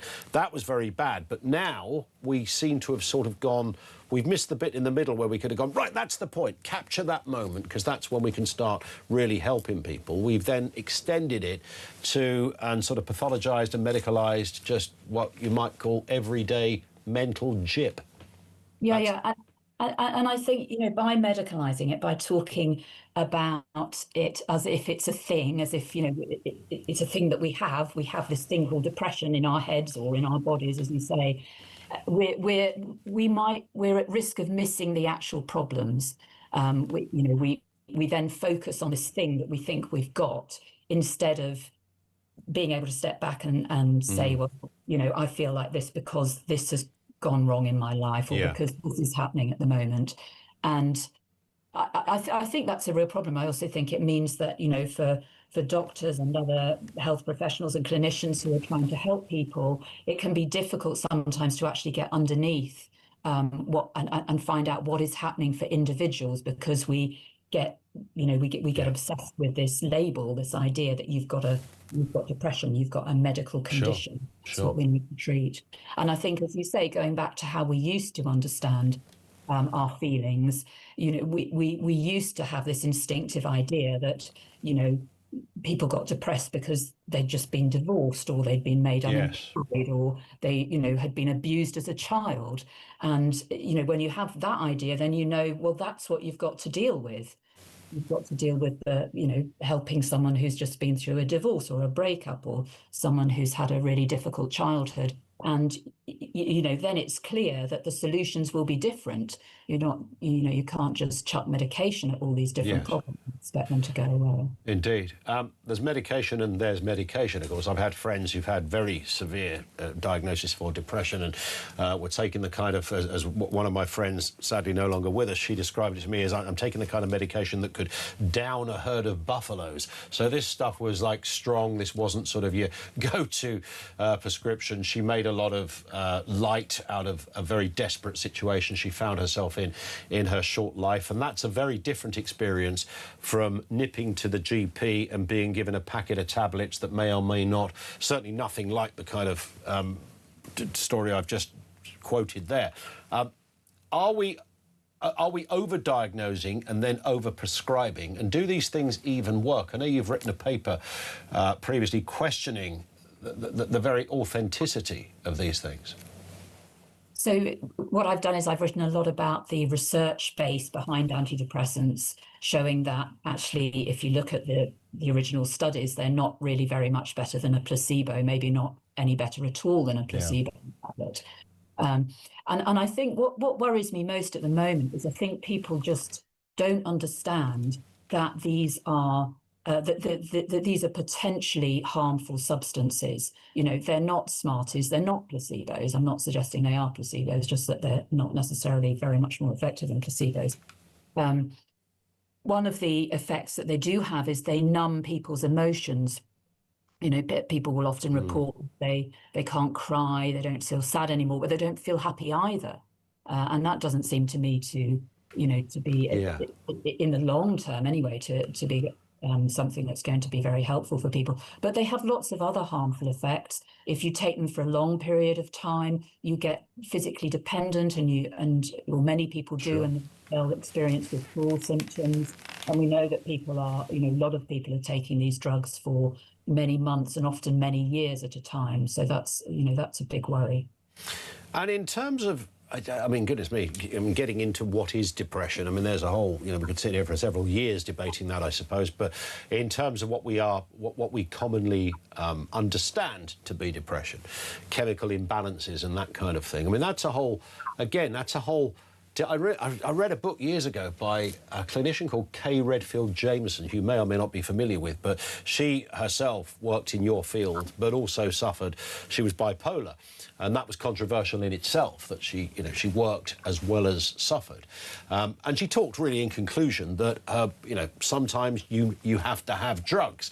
Drugs literally are the only thing for some patients. But of course, that may be true, and I'm not suggesting you're disputing that. But similarly, there will be cases where, you know, a bump in the road is not the same thing as a chemical imbalance, right? So I think it's important that people understand that even though for many years we've been told that depression is caused by a chemical imbalance, there is no conclusive evidence that that is the case. And so we therefore do not know that antidepressants are rectifying a chemical imbalance. What we do know, in fact, is that they are altering the normal state of our brain chemistry. And, you know, that is... as I say, that has these effects of suppressing people's emotions, but can also lead to harmful effects.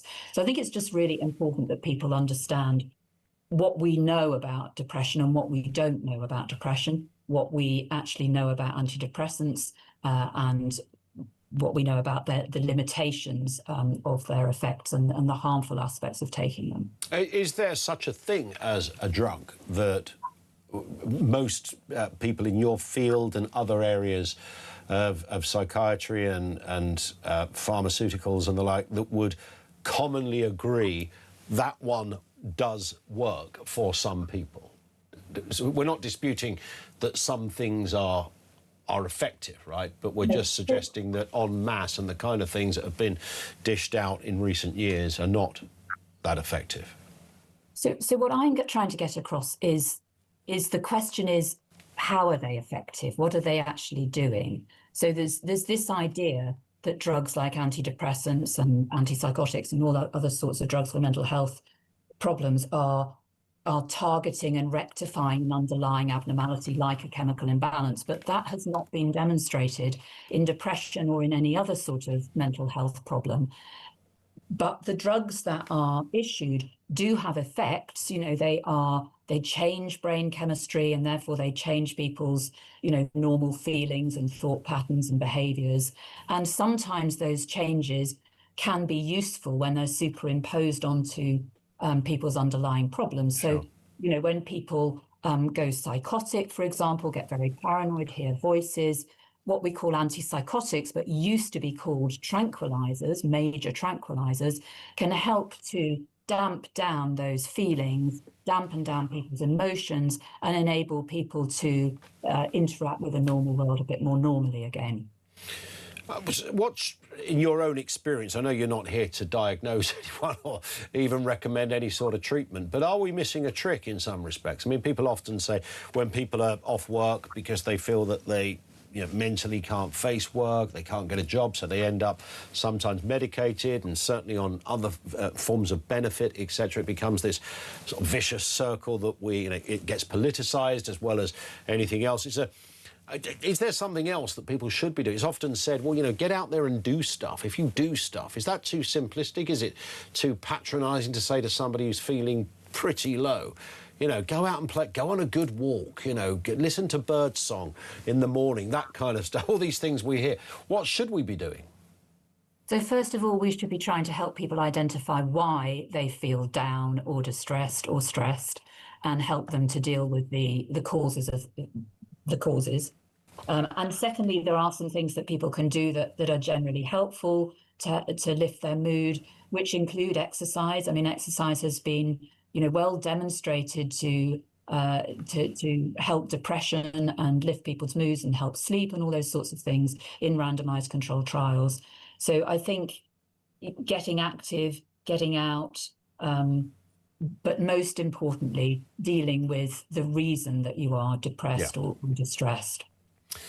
Listen, Joanna, it's been lovely having you on and great to talk. Thank you for your time. More than appreciated, and I'm sure we will speak again. That is Professor Joanna Moncrief, Professor of Critical and Social Psychiatry at University College London. Thank you to her. What is that thing of... It's quite hard, I feel depressed. Used to be a sort of turn of phrase that people would just use, I'm a bit depressed today, meaning I'm just a bit down. We all get a bit down from time to time. That's just a given, it's part of the human condition. Sometimes the downness will be tangible and obvious. Somebody has died, somebody's left you, you haven't got enough money to reach the end of the month. It's obvious stuff. That will make you feel a bit low, right? Is that depression? Arguably can tip over into what is commonly called depression. We have this explosion of mental health problems. We've got an explosion of people. 1 in 7 people prescribed an antidepressant last year. That's absolutely massive. This is since the pandemic. It's funny that we keep hearing this phrase, since the pandemic. Is there any relevance in the since the pandemic, or are we just talking like 5 years ago? Is it the same way as, is it just a different way of saying in the last 5 years? We say since the pandemic as if that is totemically responsible for all the ills. I mean, there were people affected badly by the pandemic, of course, those who lost their jobs and those that couldn't go to work, the social issue. I get that, but I don't sense these figures, and every other story we seem to do post the pandemic is because of the pandemic. But you understand the point. What is going on? Why are we down there in the doldrums? Why are we feeling that way? Is it really depression, or is it just once in a while? Yeah, we live in a very fast-moving world. Lots of influences around you are flashed up on screens and God knows where else. The world of materialism has reached its kind of Premier League status. Is it that kind of fuels the existing feeling of, well, life's not great at the moment. Oh, and look, everyone's got this, that and the other. I ain't got anything. Not even a good job, not even a partner. I don't know. I'm just guessing. What is behind it? If you're popping the pills for this reason, we're all ears at this end. 0344 499 1000.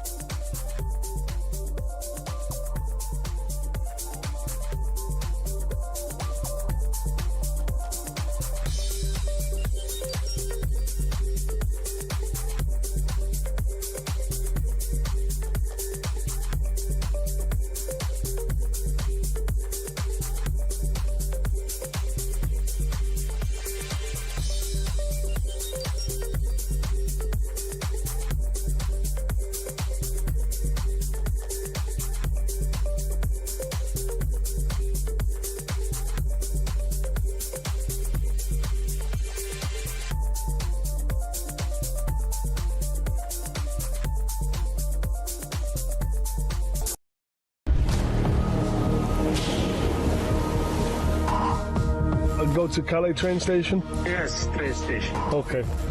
I was gripping it. It was brutal. Come on, come on!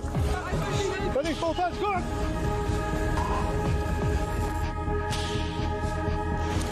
And they're on the way over to UK.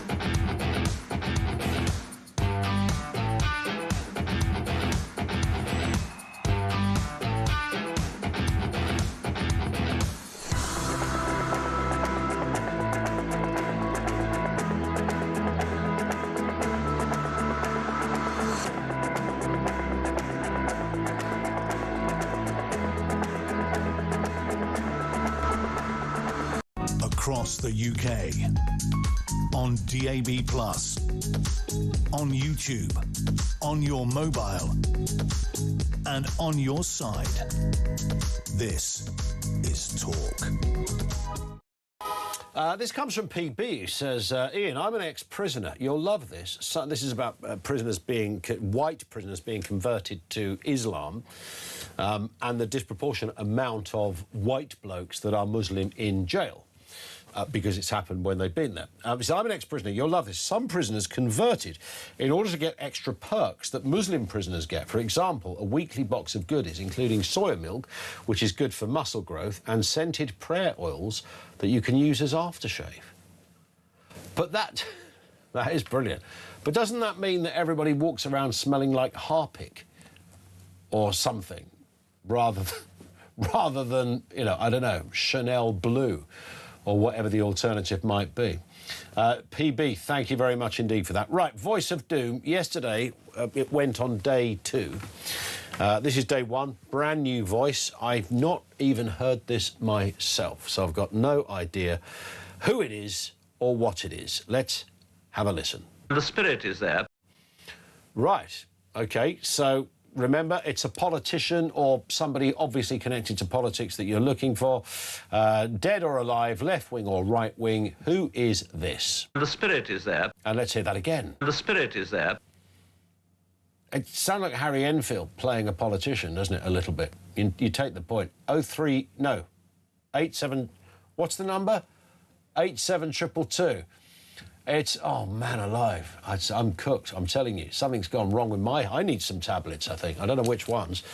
87222 is the number, if you think you know who this is. The spirit is there. Now, we'll tell you who it is, but only if somebody gets it correct after the news at 3. Oh, no, he did it again. 87222, if you can tell us who this is. The spirit is there. There it is. Rescue me, Alan in North Yorkshire. How you doing? Hello, Governor. It's the old fella. Yeah, how you doing? All right. Yeah, but before we get on to my main car, can I just say one quick thing? Yeah, please. You asked earlier on the question, because I hang on to your every word, you know that? Obviously. You asked earlier on, where do they all go? Well, Einstein said that all things are relative. Yep. And you can't go anywhere in this country in a car where you're in a traffic jam, can you? The motorways, the side roads, the B roads, the A roads, you're up to your armpits in roads in this country, aren't we? It's a fair point. Well, according to the RAC, only 0.5% of the land of England is covered in tarmac. 0.5%? Yeah. Is a road? Is a road covered in tarmac, covered in concrete, whatever they're made of. but only 0.5. So when you talk about relativity, where do they go? England's a big place. You see, I was just trying to... I was desperate, Al, to challenge your 0.5 stat. And then I realised I have literally no qualification or knowledge under which to challenge it. So, and now I'm thinking about it, I reckon that could be right. It is right, according to the RAC anyway. If you just Google... 0.5% of our land mass are roads, put it that way, yeah? Yeah, something like that, and you'll get the answer. Love that. Right. Anyway, let's just accept for the moment that's true until you tell me otherwise. Pills. Yes. Popping the pills for depression. Well, listen, mate. I've had quadruple bypass surgery, as you probably remember. Yeah. And I take 20 pills a day. Yep. 20?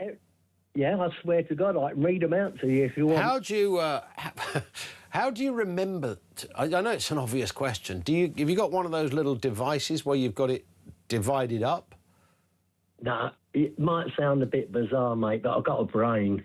So you've employed the old brain technique. I've got a system.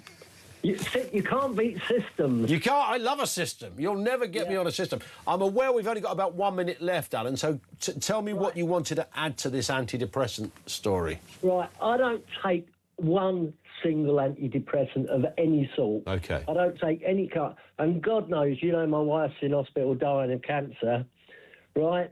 She doesn't take any antidepressants.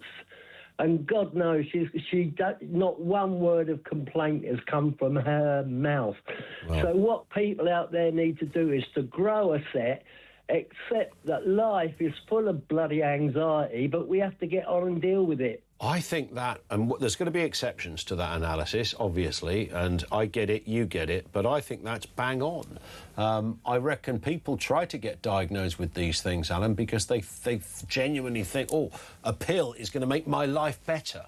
And, of course, it won't fundamentally make it, but it might take the edge off one or two things, and even that won't be for the full term, as our professor said. Alan, I've got to run. You've been great as ever. Thank you for that. It's Alan in North Yorkshire. Lovely to hear from him. Voice of Doom, who is this? The spirit is there. 87222. Let's get the news at 3 o'clock.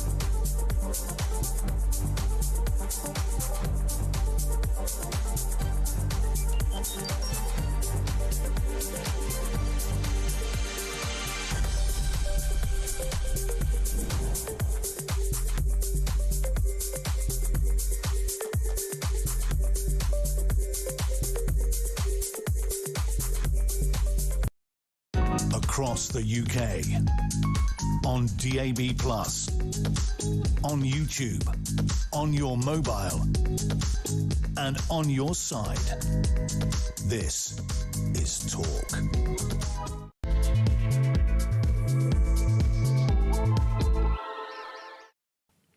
It is Talk, yeah. Welcome back, home of common sense. We are, of course, continuing to look at that Talk exclusive, revealing how one reporter, Christian Drogan, who's been on with us many times previously on this subject, tricked his way onto a migrant dinghy bound for Britain, exposing the reality of the crossings from the inside. And there was lots of strands to this as well.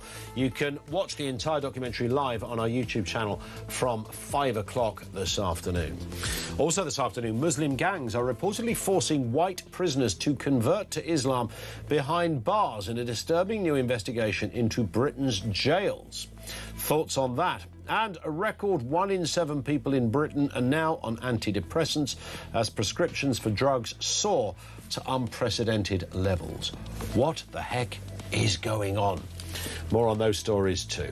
Lots to get through as well. This comes from Stan the Man in Cheshire, who says, Ian, I believe that under the ECHR, every British citizen is entitled to at least the same conditions as asylum seekers. Therefore, the government needs to provide free accommodation, free food and treats, free instant healthcare, free mobile phones, free gym membership and free transportation for all. Failure to do so means British citizens are being discriminated against for their race and religion, says Stan the Man. I mean, it's a fair point, isn't it? There are quite literally, there's not even a debate here, quite literally people living a better life and a more comfortable and certainly a safer life than Brits out there, particularly those on the street who simply don't have a home, let alone 3 square meals a day and some dental care. I hear you, Stan. Thank you very much indeed for that.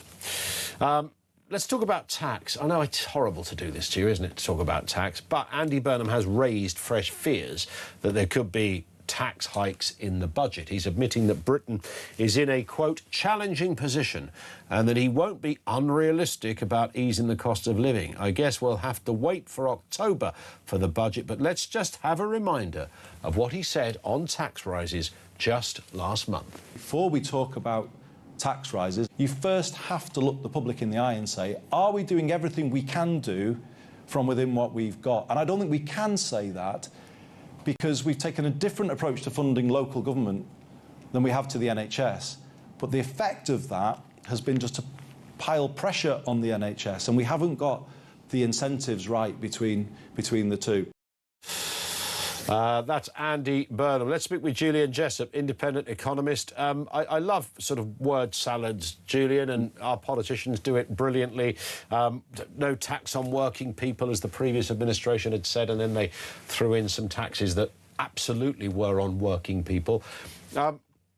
And Andy Burnham saying, you know, previously I'm going to stick by the manifesto, which of course says no taxes on working people, but simultaneously now sort of suggesting that he won't be unrealistic about easing the cost of living. What's going on here? To me, it sounds like this is a bloke that's going to somewhere along the line raise some taxes. Well, I think all he's been doing at the moment is leaving the door open. I think yesterday he was asked by 2 separate broadcasters, should the public expect tax increases in the autumn? And he said no or not necessarily. So at the moment he's not committed to tax increases, but I think they are highly likely. For a start, the Labour government clearly wants to increase spending in some areas, and there are pressures on any government to spend more on things like defence and social care. So spending is going to go up. The question is, where does the money come from to fund that? Now, there's probably something you could do in terms of making savings elsewhere in the budget, particularly on welfare, but there's no sign that this government is any more serious than the previous one about doing that. It's possible that the growth forecast might be a bit better than expected. There has been some decent good news recently on productivity. But I think it's more likely to have to come from either increased borrowing or increased tax. And we know the market's patience has pretty much run out on borrowing. So having ruled out the other options, I think it's almost inevitable that taxes will have to go up. Are we living in a world where the entire Western block of similar economies need a desperate rethink on what is affordable, what can be done, and how we live? Is there not either a reality check or a snowball of fiscal devastation coming our way with the alarming news that to live in this world in the 21st century is going to cost you a few more quid? Or is that being too... am I rolling over on this one and being too pessimistic? Well, there's certainly a global problem here. If you look at the cost of government borrowing, it's risen sharply in most countries over the last few years. And that's partly because the markets are very worried about the enormous amount of borrowing that governments are intending to do. But the UK is still a bit of an outlier. We've got the highest government borrowing costs of any comparable advanced economy. There are a number of reasons for that. Actually, I think the single most important is that we've got relatively high inflation that neither the government nor the Bank of England has nearly properly got on control of. But there are other factors as well that are specific to the UK, and I think we still have pretty low fiscal credibility compared to many other countries because we've never really had a proper plan for getting the deficit down without tax increases that just risk undermining growth and therefore the public finances even further. Do you ever look at this the same as I do, Julian, even as an economist on this? And we chatted with the Taxpayers Alliance yesterday. When there's a story out there and you realise there's I don't know, £1 billion has been wasted in a certain department or on it's usually some IT initiative or something, and you put these points to government ministers and they'll go, that sounds like a lot of money, but actually in the grander scale, it's not a lot of money. So, yeah, it's not good, but it's not a lot of money. And the bit that bugs the life out of me on this, Julian, is what... Have they never thought of adding all these little examples together? Because I reckon I could think of 50 of them that probably cost us a minimum of £1 billion. That comes to 50 billion the last time I looked, and I haven't even mentioned channel migration. So, goodness me, there's money there to be saved somewhere, surely. Yeah, I'm sure that's right. There's an old economist joke, a billion here, a billionaire. After a while, he's starting to talk real money. So those billions do add up. Yeah. If you step back a bit and look at the bigger picture, there's enormous things that we could do if we simply grew the economy more than we have been recently. If we could get trend growth up from about 1% now to nearer 2%, that would make an enormous difference to the public finances. Tax revenues would go up without tax rates having to be increased. So I think the priority should be a relentless focus on boosting growth in the economy. But the second thing has to be controlling spending, and successive governments have been really bad at this. Often they simply say, we need to spend this additional money because that's the only way to provide public services. But that misses the point. Part of the problem is that productivity in public services is pretty low. So you can keep pumping in as much money as you like, but it's not producing more output, it's not producing better services as a result. So until you address that productivity problem in the whole economy, but particularly in the public sector, then we're still going to be having this conversation in 5 or 10 years' time. And of course, we know what happens when prime ministers do try to dip their toe into saving some money, because Keir Starmer tried it with welfare, and it wasn't even any, I don't think anyone would say it was a meaningful suggestion. The amount of money it wasn't even cutting the budget, he was just cutting the rate of growth, etc., around it. So, and of course he was stopped. He was stopped by his own backbenchers, and they had a gun to his head, and that really kind of informed the direction of travel for Starmer for the rest of time. Well, you're right. I mean, in a sense, it's quite depressing that even a Labour government with a large majority can't take these difficult decisions. But I think it's a more general problem. If you look at the welfare budget, a lot of the risks are coming through disability payments that I think most people are not now talking about on all parties. But there's also a lot of pressure coming from an ageing population, and no party is talking seriously about reforming the relatively generous triple lock on the state pension. Now, I know that's a controversial thing to talk about, and whenever economists say that, people assume we're talking about taking away the state pension altogether. All we're talking about there is increasing it at a slower rate, because on the current path, it's unsustainable. What do you think, or what is your gut telling you about this budget in October? My fear on all of this is that Andy Burnham you know, he's aware of voices like yours and those like myself who would support and endorse the kind of things you would say, what needs to be done, where money could be slashed and where investment could happen. He's aware of all of that, but what he's more aware of are the politics of this. And his basic calculation is that there's more people on the left than there are on the right, if you want to divide it up crudely like that. And he's going to say, he's going to stick two fingers up to everything we've just said, because his political journey will be more successful if he plays to that gallery rather than this one. Well, I cling on to a couple of things. So one is that I think there's still a decent chance that the official forecasts produced by the Office of Budget Responsibility, that's the independent fiscal watchdog, might be a bit better than people are expecting. So he might get a bit more headroom than people are currently anticipating. That's one possibility. The other thing to cling on to is that I think most of his big spending plans, he can hold off for a while. He can leave that until next year or the year after. Sure. He has been promising a big 10-year plan. So it's possible that he doesn't need to do a lot more this autumn. But the chances are there'll still be another, say, 10 or 15 or even 20 billion of these annoying tax increases that they've been doing over the last couple of years. So nothing necessarily really big, but lots of little itty-bitty tax increases on property, on capital gains, on pensions, and targeting certain types of business in ways that will simply raise the cost to the customers of those businesses. So I still think we'll get a third budget in a row where taxes go up. And, the third time in a row is going to be pretty damaging, I think, for confidence and, again, for the economy. Yeah, absolutely. I do keep hearing rumbles, and, again, I suppose this one never fully goes away, Julian, but people saying, look, there's going to be a fiscal tsunami coming around the corner, and it's not going to be pretty. It's going to affect all Western economies, and the UK will not be immune from it in any way. You will have heard those kind of stories too. They're never fully gone from the to-do list, as it were, or the talking list. What is your assessment of that? Well, I think it's a very big risk. I mean, the markets are running out of patience with the amount of borrowing that lots of governments are doing. And as I say, you've seen quite chunky increases in the cost of government borrowing around the world over the last year or so. You've got some additional risks there. One is that markets are also worried about inflation. So central banks might be raising official interest rates, including the Bank of England, perhaps in the autumn. So we could get a double whammy here of tax increases and also increases in interest rates. And there are other factors going on in the background. Ironically, there's lots of tech investment going on, so lots of investment in AI by the big global tech companies. And they're funding a lot of that through borrowing.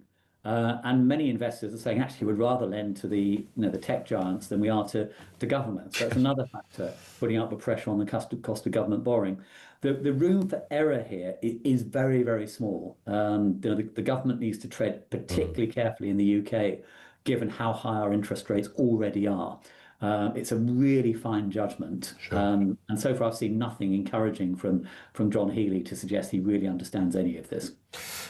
We only have 6 weeks to go, 6-7 weeks, and we'll find out more. Julian, great to see you again. Nice to have you on as ever. Julian Jessup, the independent economist, with us here on the programme. Some more comment from you before we pause. Mike in Lincoln says, good afternoon, Ian. I keep hearing on the news that the government are describing Christian Drogan's action of documenting and reporting journalistically on the migrant crossing as reckless.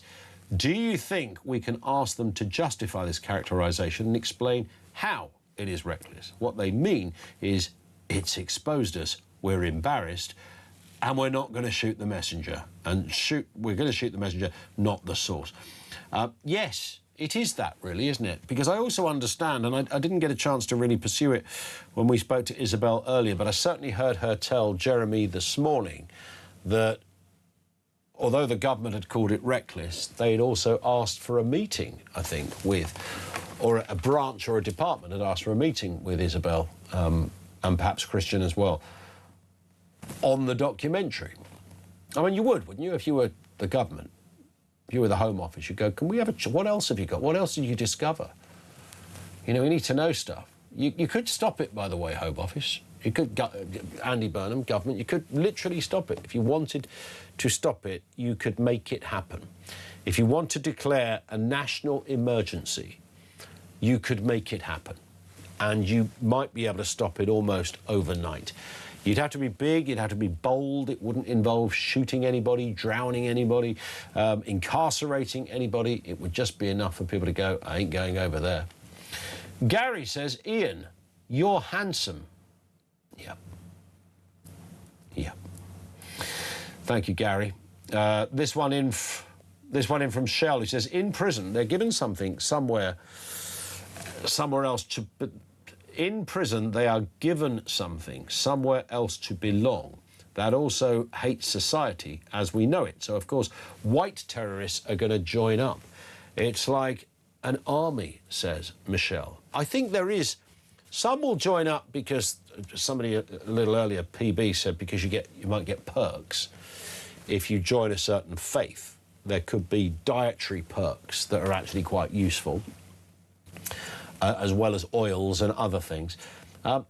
There's people who will join up to, and again, whether it's Islam or whether it's any other group, as David Shipley was telling us earlier, you just get groups. People develop into groups, and whether they want to label themselves via their religion or via their interest is kind of not... a lot of these guys just want to create a divide.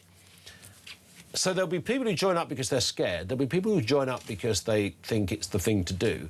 But there will be, and I was talking about this in the first hour, people who convert. And I always find it really interesting. Doesn't matter which way round you do it. Whether you convert, to Islam or to Christianity. I mentioned the Jehovah's Witness thing. Somebody in our family, along our family tree, all became Mormons. And it was kind of it was bizarre. I mean, this is a, perfectly legit and, very respectable group of people who mean no harm to anybody. But the reason for the join-in was what was interesting. And it's like, in the same way when people join cults, it's kind of, it's that idea of recognition, and the people you are joining, whether it's the Jehovah's Witnesses or anyone else for that matter, will embrace you with open arms. You'll feel great. You'll feel really good and special because you will be the standout new member. For some, that is what they're looking for. Let's very briefly do the voice of doom. This was the mystery voice, of course. About half an hour ago, we played you day one of the new mystery voice. Here it is. The spirit is there. These are some of the guesses. Alec Douglas Hume, no. Lord Kitchener, no. Ben Habib, obviously not. Terry Thomas, no. Arlene Foster, Willie Whitelaw, Paul Keating. Paul Keating was the Australian Prime Minister. Can we hear that voice again? The spirit is there. Yeah, it sounds like right old Aussie. It could be Paul Hogan, couldn't it? Malcolm Muggeridge, no. Sir Austin Hopkinson. That's a great name, isn't it? Sir Austin Hopkinson, nice to meet you. That's a great... You know that man wore a hat, don't you? It's not him. Robert Baden-Powell, who started the Cubs. Yeah, the Boy Scouts. That was Robert Baden-Powell. That was him. But that wasn't the right answer. We didn't get a right answer. Nobody got it correct. It means it rolls over to tomorrow when it's back then. Try again. We're on to day 2 already. More from you on the way as well. Lines are open. This is Talk.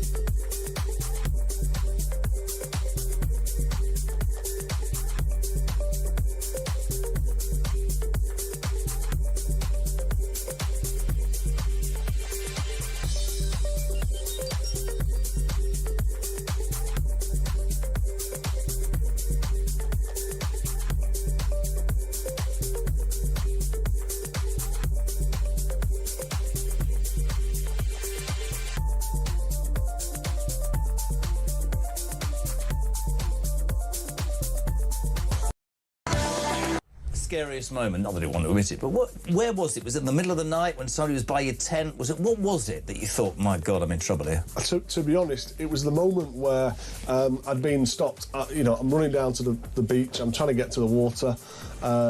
You're so tired, and I get down to the bottom of the dunes. Next thing you know, bang. 6 coppers stopped me and this other lad, and I'm thinking, surely not. Surely not. They'd never stop any of the migrants. How all of a sudden have I run down to the beach and the 6 coppers there?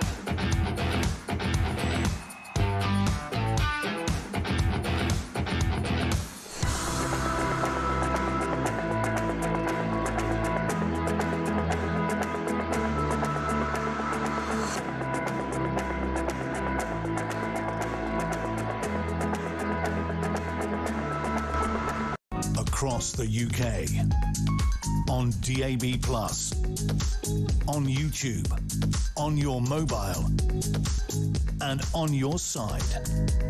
This is Talk. It is Talk, 0344 499 1000. Sarah says, I have cerebral palsy and I have to go through very intrusive financial assessments in order to receive social care, to eat and dress. I pay for my own gas, electricity, food, mobile phone, broadband, etc. I've never questioned that for years, but I sure do now and consider myself a white victim of racism. I just can't wait for the first British people to claim asylum everywhere. It will, frankly, be hilarious, as I'm sure that neither Labour or the Tories see this coming. When you and thank you, Sarah, for that. When you start to feel, I don't know any of all the people I know or have met, family, friends, extended family, friends of friends, whatever, who have an obvious disability. I've never really encountered anyone who feels sorry for themselves. That is a very rare disposition. I always think if something happened to me that was life-changing, I think I'd be the worst person, because I think I probably would feel sorry for myself. I would have the why me thing. Maybe you develop a different mentality when some stuff happens that wasn't planned. But I've never really encountered people who, whether they're in a wheelchair or whether they have some other illness or something that curtails or debilitates in some shape or form, that's not part of the deal. And if you have some cerebral palsy, was Sarah just mentioned, is what she has. If you have that, you know it's not going away. So you have two choices, right? You either live with it or you just kind of, decide you're going to feel sorry, etc., etc. However, the one thing you are allowed to feel is anger, real anger. And if you look across the road and somebody who just jumped on a rubber boat is somehow enjoying the fruits of your country more than you are, I don't think it matters whether you're left-wing or right-wing, what your religion, your colour, your gender, your sexuality, you should be bloody angry about that. In fact, there's something wrong with you if you're not angry about that. And I think that's sort of, I hope I'm not putting words into Sarah's mouth. I think that's the sort of ballpark area that she's talking about there. Gary says, Ian, you're handsome. Again. Keep sending them. Thank you, Gary. Is correct. This is Ryan in Tamworth. Ryan, what have you got for us? Good afternoon. Hello, Ian. You all right? I'm good, thanks. Fire away. Yeah, once upon a time, many years ago, I've done the whole prison system thing, and there was lads in Woodhill prison who would say, if you want to become a Muslim, and we can do it in a matter of minutes, and you can become part of the club. Now, back then, it was very small numbers. It wasn't hundreds of lads on the wing getting bullied or, being change from a Christian to a Muslim or any other faith from one faith to another. It was very small numbers, but as time's gone by, obviously this problem's got bigger and bigger and bigger. Sure. To the point where they have taken over the prison system. Now, I know they could change this very easily because all they'd have to do is say, on reception, when they turn up at the prison, what religion are you? Which is a question they ask anyway. Mm-hmm. Okay, I'm a Muslim. Okay, will you go to see me? Well, what's to see me? Other Muslims? No, I don't see why that would be a problem. Now, some people might say, well, that's racist. You can't do that. Well, you can, because in Birmingham prison, they had hundreds and hundreds of Vietnamese prisoners who came in once upon a time. I don't know if it's still like it today, because obviously not, I haven't been there for many years, but they had hundreds of Vietnamese prisoners who'd come in for cultivating cannabis mostly. Yep. And they realised, okay, we've got Vietnamese prisoners, most of them can't speak English, we can't really mix these guys with, the British prison population. Sure. It's not really going to work. So what we do is we give them their own wing. When they've got their own wing, they can cook their own food, they can have their own little community. And I couldn't believe it. I was like, what's this wing? How come everyone on this wing looks the same? And they're like, well, we've just...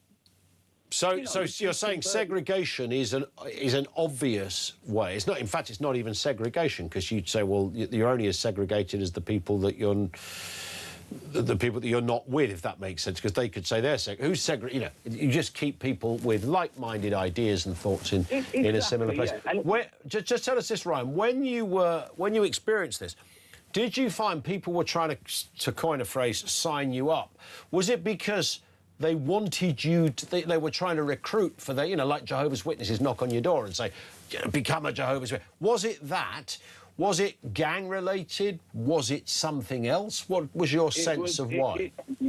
At the time, I wasn't too sure, but now I know it's just gang-related. It's to cause a stronghold over the prison. It's to, of course it is. So if you've got 100 inmates on a wing, and 70 of the inmates are Islamic inmates, they control that wing. I don't care about prison officers there's not, yourself, prison officers, their levels are down.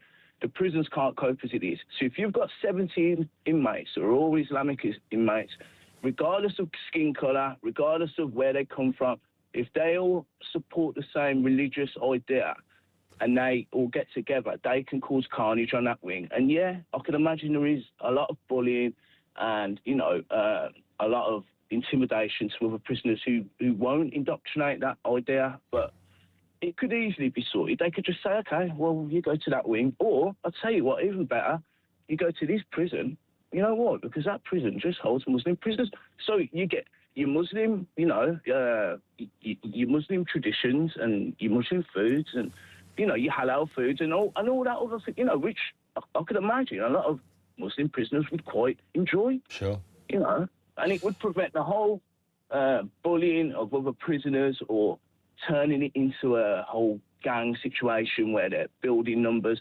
And most of these people, they only do it because they're scared to death. And the second they're out the door, they're in the pub and, they've never thought about religion again. You might get 10% who go to a mosque once they've come out.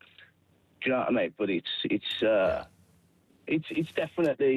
definitely not done for religious reasons, put it that way. I get it, and that was always my thought on this. Listen, great info, Ryan. Thank you, mate, for that. Really nice to talk as well. Ryan in Tamworth.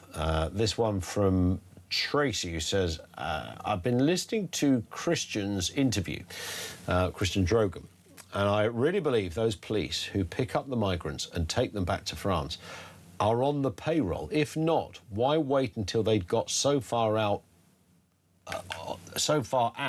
then board them? And another note, if the French can board the boats and take people off, why aren't they, as that is what they are being paid for? Why aren't they doing it? Yes, because, think about it, we're often told the French can't do anything about the boat once it's in water, really. It's too dangerous.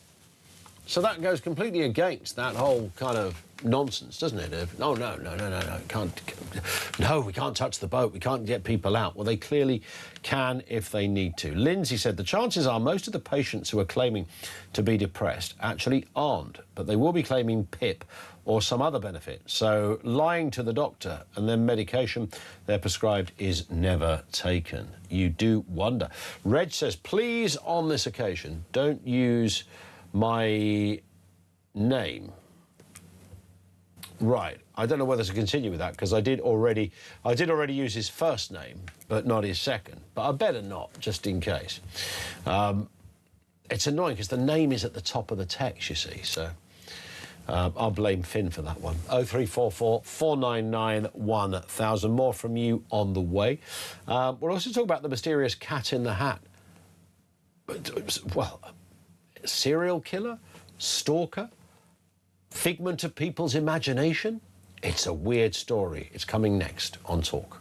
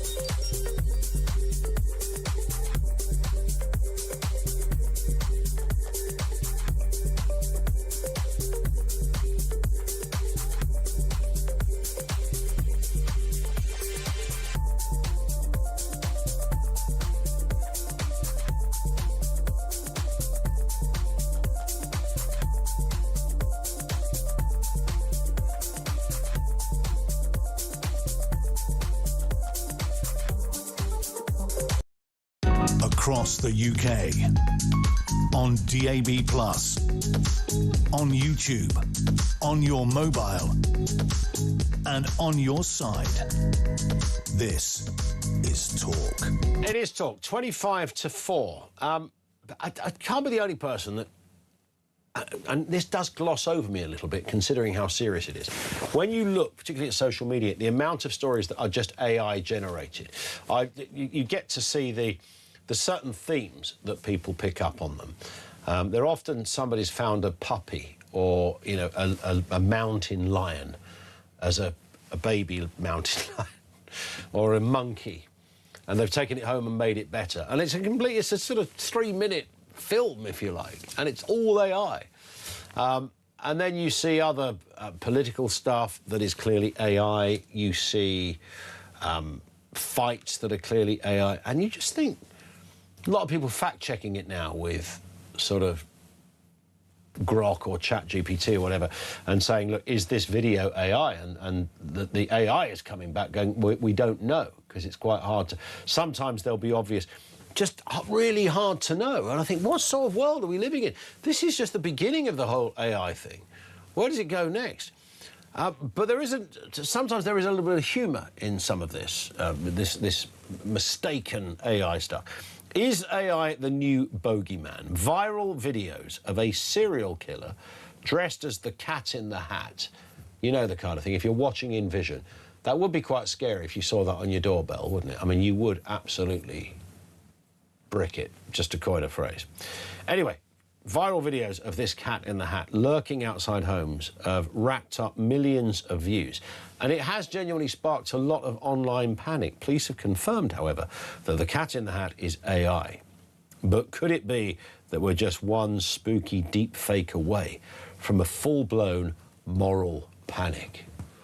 I don't know how anybody ever suggested this was a serial killer, because there would be surely some reports of death via the conduit of a fluffy dressed-up cat. Let's speak with Mike McLean. Not a vet, not a copper, But a comedian, of course. Yes, that Mike McLean. How are you, Mike? Good, Ian. How are you, my friend? I'm very good. I mean, part of me loves this stuff. Some of it drives me mad because social media drives me mad, and I can genuinely... I made the point at the end there, Mike, you know, how far are we away from a full-blown moral panic? Because you can kind of say... Was it the War of the Worlds back in the day that caused a radio version of that being played that caused a complete panic in the States? I think I'm right on that. You're probably right. You probably know more than me. But getting back to the cat in the hat, can you imagine being a police officer and having to say, we've had reports of a suspicious cat in the hat? That would be a great radio thing, wouldn't it? You know, that really the big question for me, Ian, is does anyone actually think this was real? Apparently, and for me, that's the worrying bit. Although I do think at a certain point where you see a 6-foot cat in a hat wandering around at 2:30 in the morning, you know what I mean? That's the thing. AI is dangerous, Ian. AI is dangerous. Only the other morning, it's not just videos. I mean, look at that. You know what you should do with that, Ian? Get an AI dog to chase that cat off that lawn. That's what we. That would work. Just an AI dog. AI. Just create the biggest AI Alsatian you could ever, and you watch that cat run. Yeah, it's a good. I got an email the other day from the DVLA about my tax on my motorbike, and I should pay, and it looked real. And this is all you can see. This is AI generated. And the funny thing is, I haven't even got a motorbike, so I knew it was fake. Yeah, well, that would be the giveaway, wouldn't it? I do wonder, though. Do you think, Mike, looking at this cat in the hat thing, the media are very quick to use the word AI when it's not actually AI. So I think that's somebody dressed up, right? Well done, Ian, because that's definitely not a real cat, mate. You've devastated me, Mike, on that point. Sorry. I was hoping for this to have feline authenticity here. But you're right. You want to tell you about Father Christmas? Don't go there. But the cat... So whether it's AI or whether it's somebody dressed up, it somehow galvanised a little bit of interest with some people sharing this, saying, beware if you live in this area. It happened in Ireland. It spread to parts of England. But there had previously been people do this with clowns some years ago when they suggested there were clowns on the loose. And do you remember that GIMP guy that wore a GIMP suit? Yeah, that was me. No, it wasn't. No, it wasn't me. Some of it, Ian, I've got to be honest, some of it I find funny, and some of it I do laugh at. I think, you know, if you're filming that at 2 o'clock in the morning, you're wearing a cat outfit, that's funny, you know. But funny. Then to put on a serial killer just right next to it, that just sort of kills it, you know. Well, that's really definitely not AI. That's not AI, is it? That's just somebody dressed up, and they've called it AI. And it's funny though. Yeah, I mean, it's quite harmless in one respect, unless it was your door that cat knocked on, and it was 3 o'clock in the morning. Do you know what, Ian? I've got a big dog, and I would love that cat to knock on my door at 3 o'clock in the morning, because I would just open the door. Yeah. And then I'd get my video camera out and film my dog chasing that cat down the road, and then I'd post that video. That you see, on that TikTok would be or whatever. Yeah, that would be a viral moment. Go on, Mike. No, I was going to say that would be the way to do it. Yeah.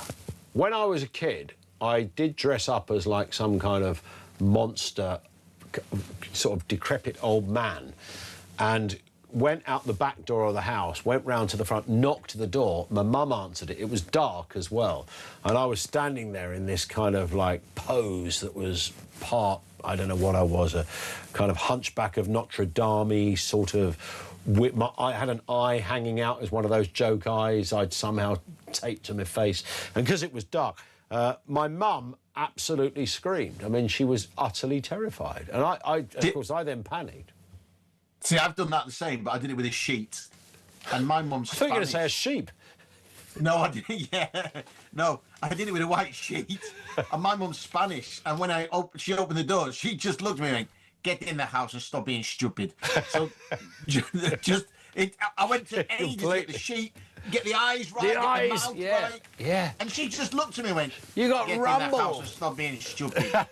Love it. Listen, Mike, great to have you on with us as ever. Thank you for your time. Mike McLean, the comedian and commentator on that video. It's not AI, is it? I think I'm right on this. It's not AI. It's just somebody who's dressed up and they filmed it. I am noticing that the word AI or the acronym AI is being used in all the wrong places. I've seen it when they talk about a criminal caught by AI. It's like, no, they were caught by CCTV cameras that have been with us forever. That's not AI. Unless, of course, you could not unreasonably argue that any form of tech is artificial intelligence to a degree, but not as we currently know it, right? That would be fair. Why would somebody do that? The GIMP guy, the guy that dressed up as the GIMP, was it in the Southwest somewhere? He did get caught and exposed, because I don't think he... forgive me if I'm going to underplay something that's more serious. It was in Somerset. I don't think he did anything. I don't think he assaulted anybody. He just scared the flipping life out of people. But he was at some point caught, because there are images of him online without his mask on. It was called harassment, alarm and stress. Thank you to Faith, who's now jumped into the producer seat because Finn has thrown a sickie pretending I've got to go to the dentist. Yeah, right. Anyway, so it was a harassment-y thing. So I suppose there was an element of that. If you see somebody dressed as a GIMP and they're mooching around your house, wriggling around like a rubber fool, then it's quite possible you would say that's quite a harassing experience. Back to your calls. Joe in Bournemouth. How you doing, Joe? Very well, thank you. Good. What have you got for us? Well, I'm just wondering with the figure of 1 in 7 taking antidepressants. Yeah, it's massive, isn't it? Yeah, I'm actually wondering if they're actually taking or faking the fact that they want PIP payments or time off work. So they're getting diagnosed, they're getting the prescription, but are they actually taking it? Exactly that. I can't imagine 1 in 7 are taking. I think this is just another way, another ploy that people use because the doctor will sign it off so quickly, give them the pills, they then go to PIP, they go to whatever it is, and claim lots of money of our hard-earned taxpayers' money. You do want, I mean, these things, from what we know, and certainly the professor we spoke to, Joe, said that they're not very good anyway at helping depression, but they can be quite destructive, like any medication you don't need would be destructive. So, I mean, you're onto something there, surely. I mean, if you were trying it on, you're not going to take them as well, are you? Just to, you know, you don't need to take it in front of a doctor. Well, exactly that. And I think a lot of the time, if people are on PIP or people are using it, I don't know exactly who gets free prescriptions, but it seems that everyone apart from me does, and my family. So again, they're probably not even paying for prescription, just costing the NHS money, costing us more money, and it's just sitting there doing nothing. Bang on. It's absolutely crazy. I hear you, Joe. Thank you, mate, for that. Great call, Joe in Bournemouth. This one comes in from no name given. My son really believes this cat in the hat is out there. Honestly, TikTok is brainwashing kids, and it's frightening. They believe everything that is put out there.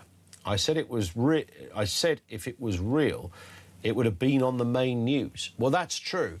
And when people were talking about, so that somebody posted the cat in the hat thing, and then people started joining in saying, yeah, it's a serial killer, well, you'd think, well, surely the absence of any victims would lead you to believe it's probably not a serial killer, because nobody had died, and by definition, to be a serial killer, more than one person has to die. I don't know what constitutes a serial killer, but I would say at least 3.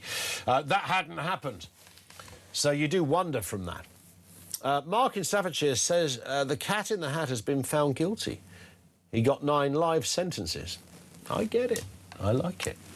0344 499 1000. We'll go back to more of your calls in a... Oh, Gary says, Ian, you're handsome. Keep sending that in. Gary is just human, all right, for anybody who's questioning that out there. It's just a human being, all right? It's very natural conclusion as well. Lines are open. Back with more from you. Kevin O'Sullivan is going to pitch up as well and tell us a bit more about what's going on his show in a few moments as well. 3:45, this is Talk.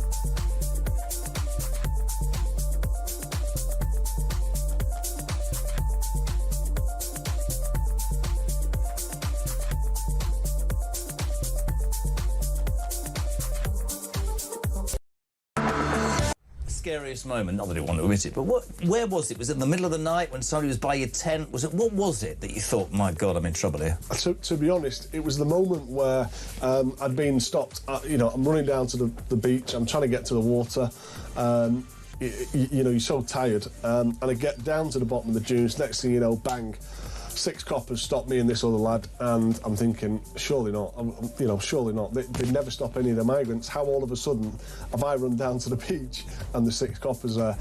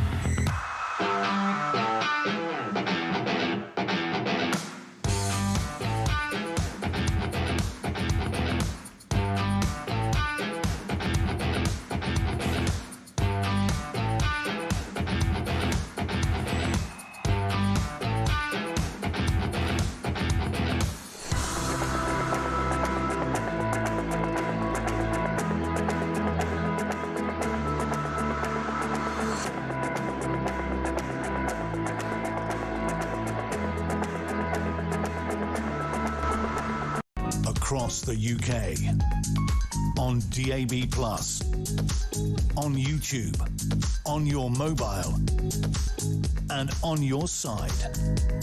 This is Talk. It is Talk. Let's go back to it. 10 to 4. Kev's here shortly. This from Gary, who says, Ian, you're handsome. He's back on it again.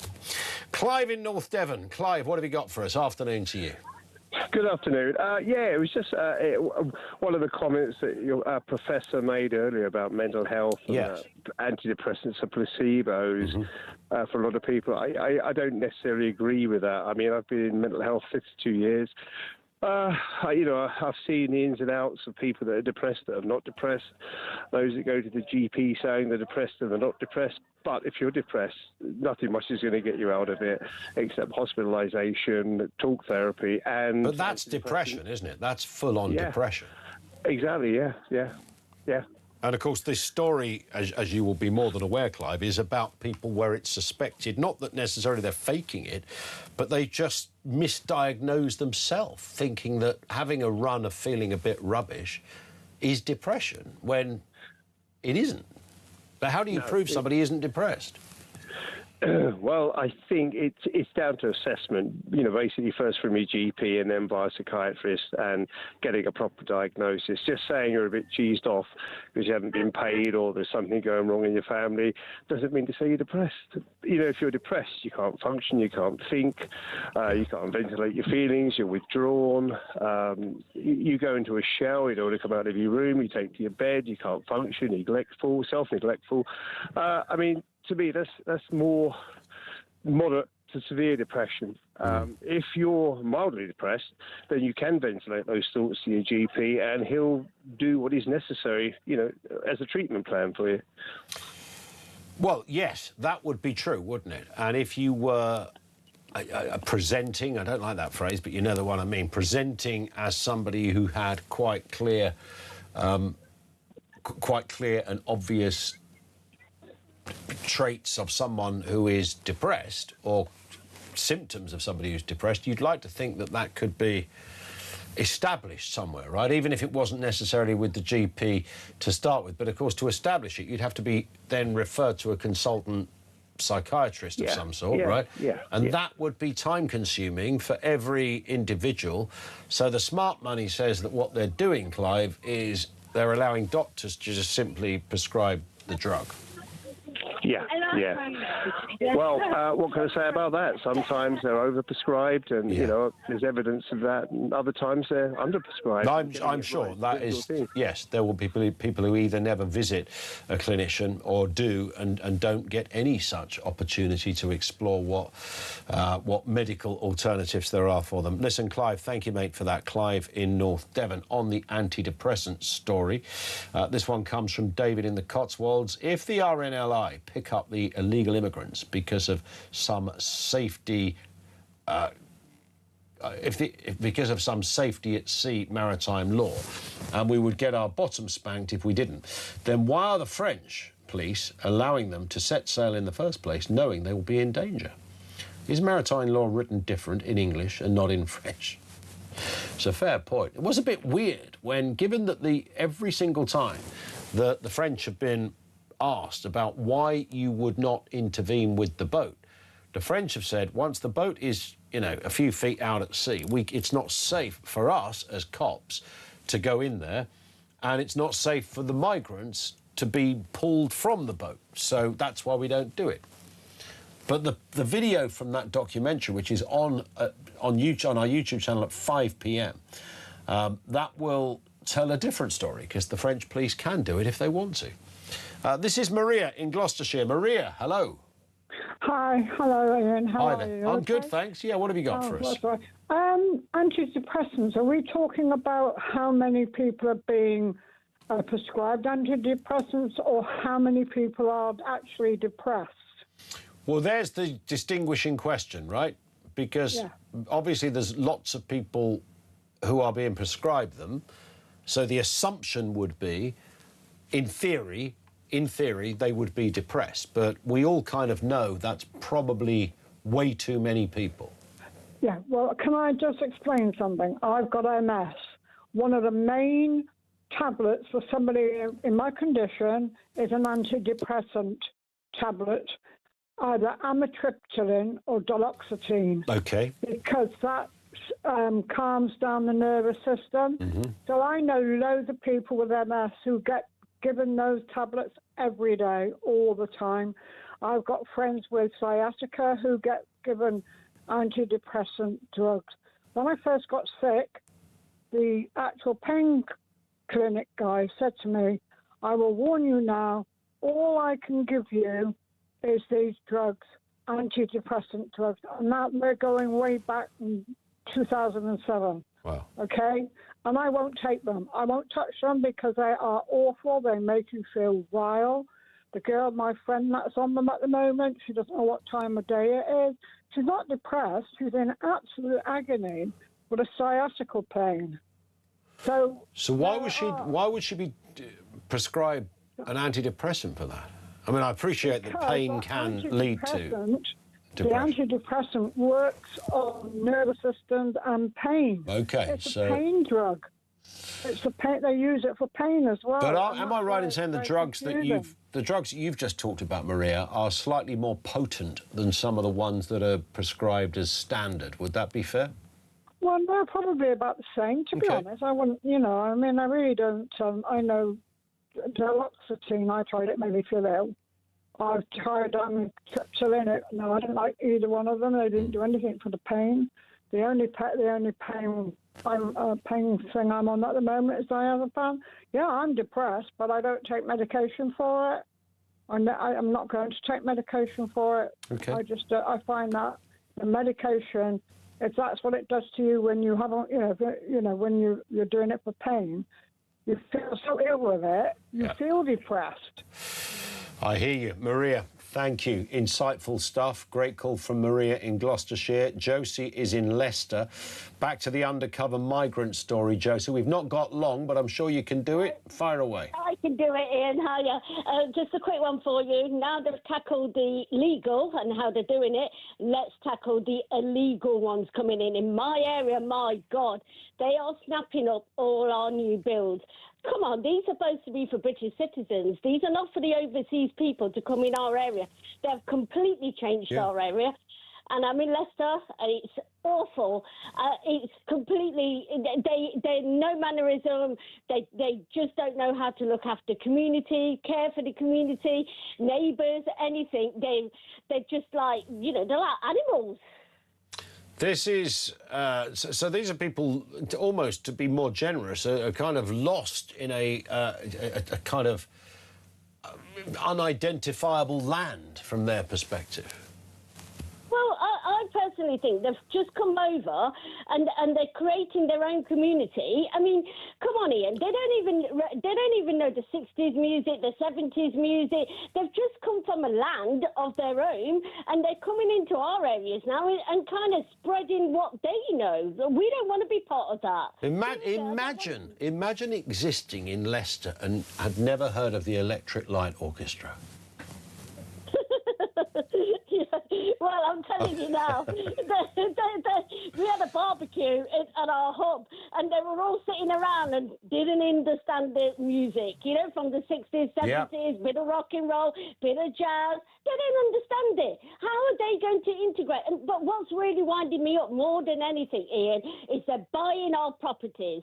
Right? That should not be allowed.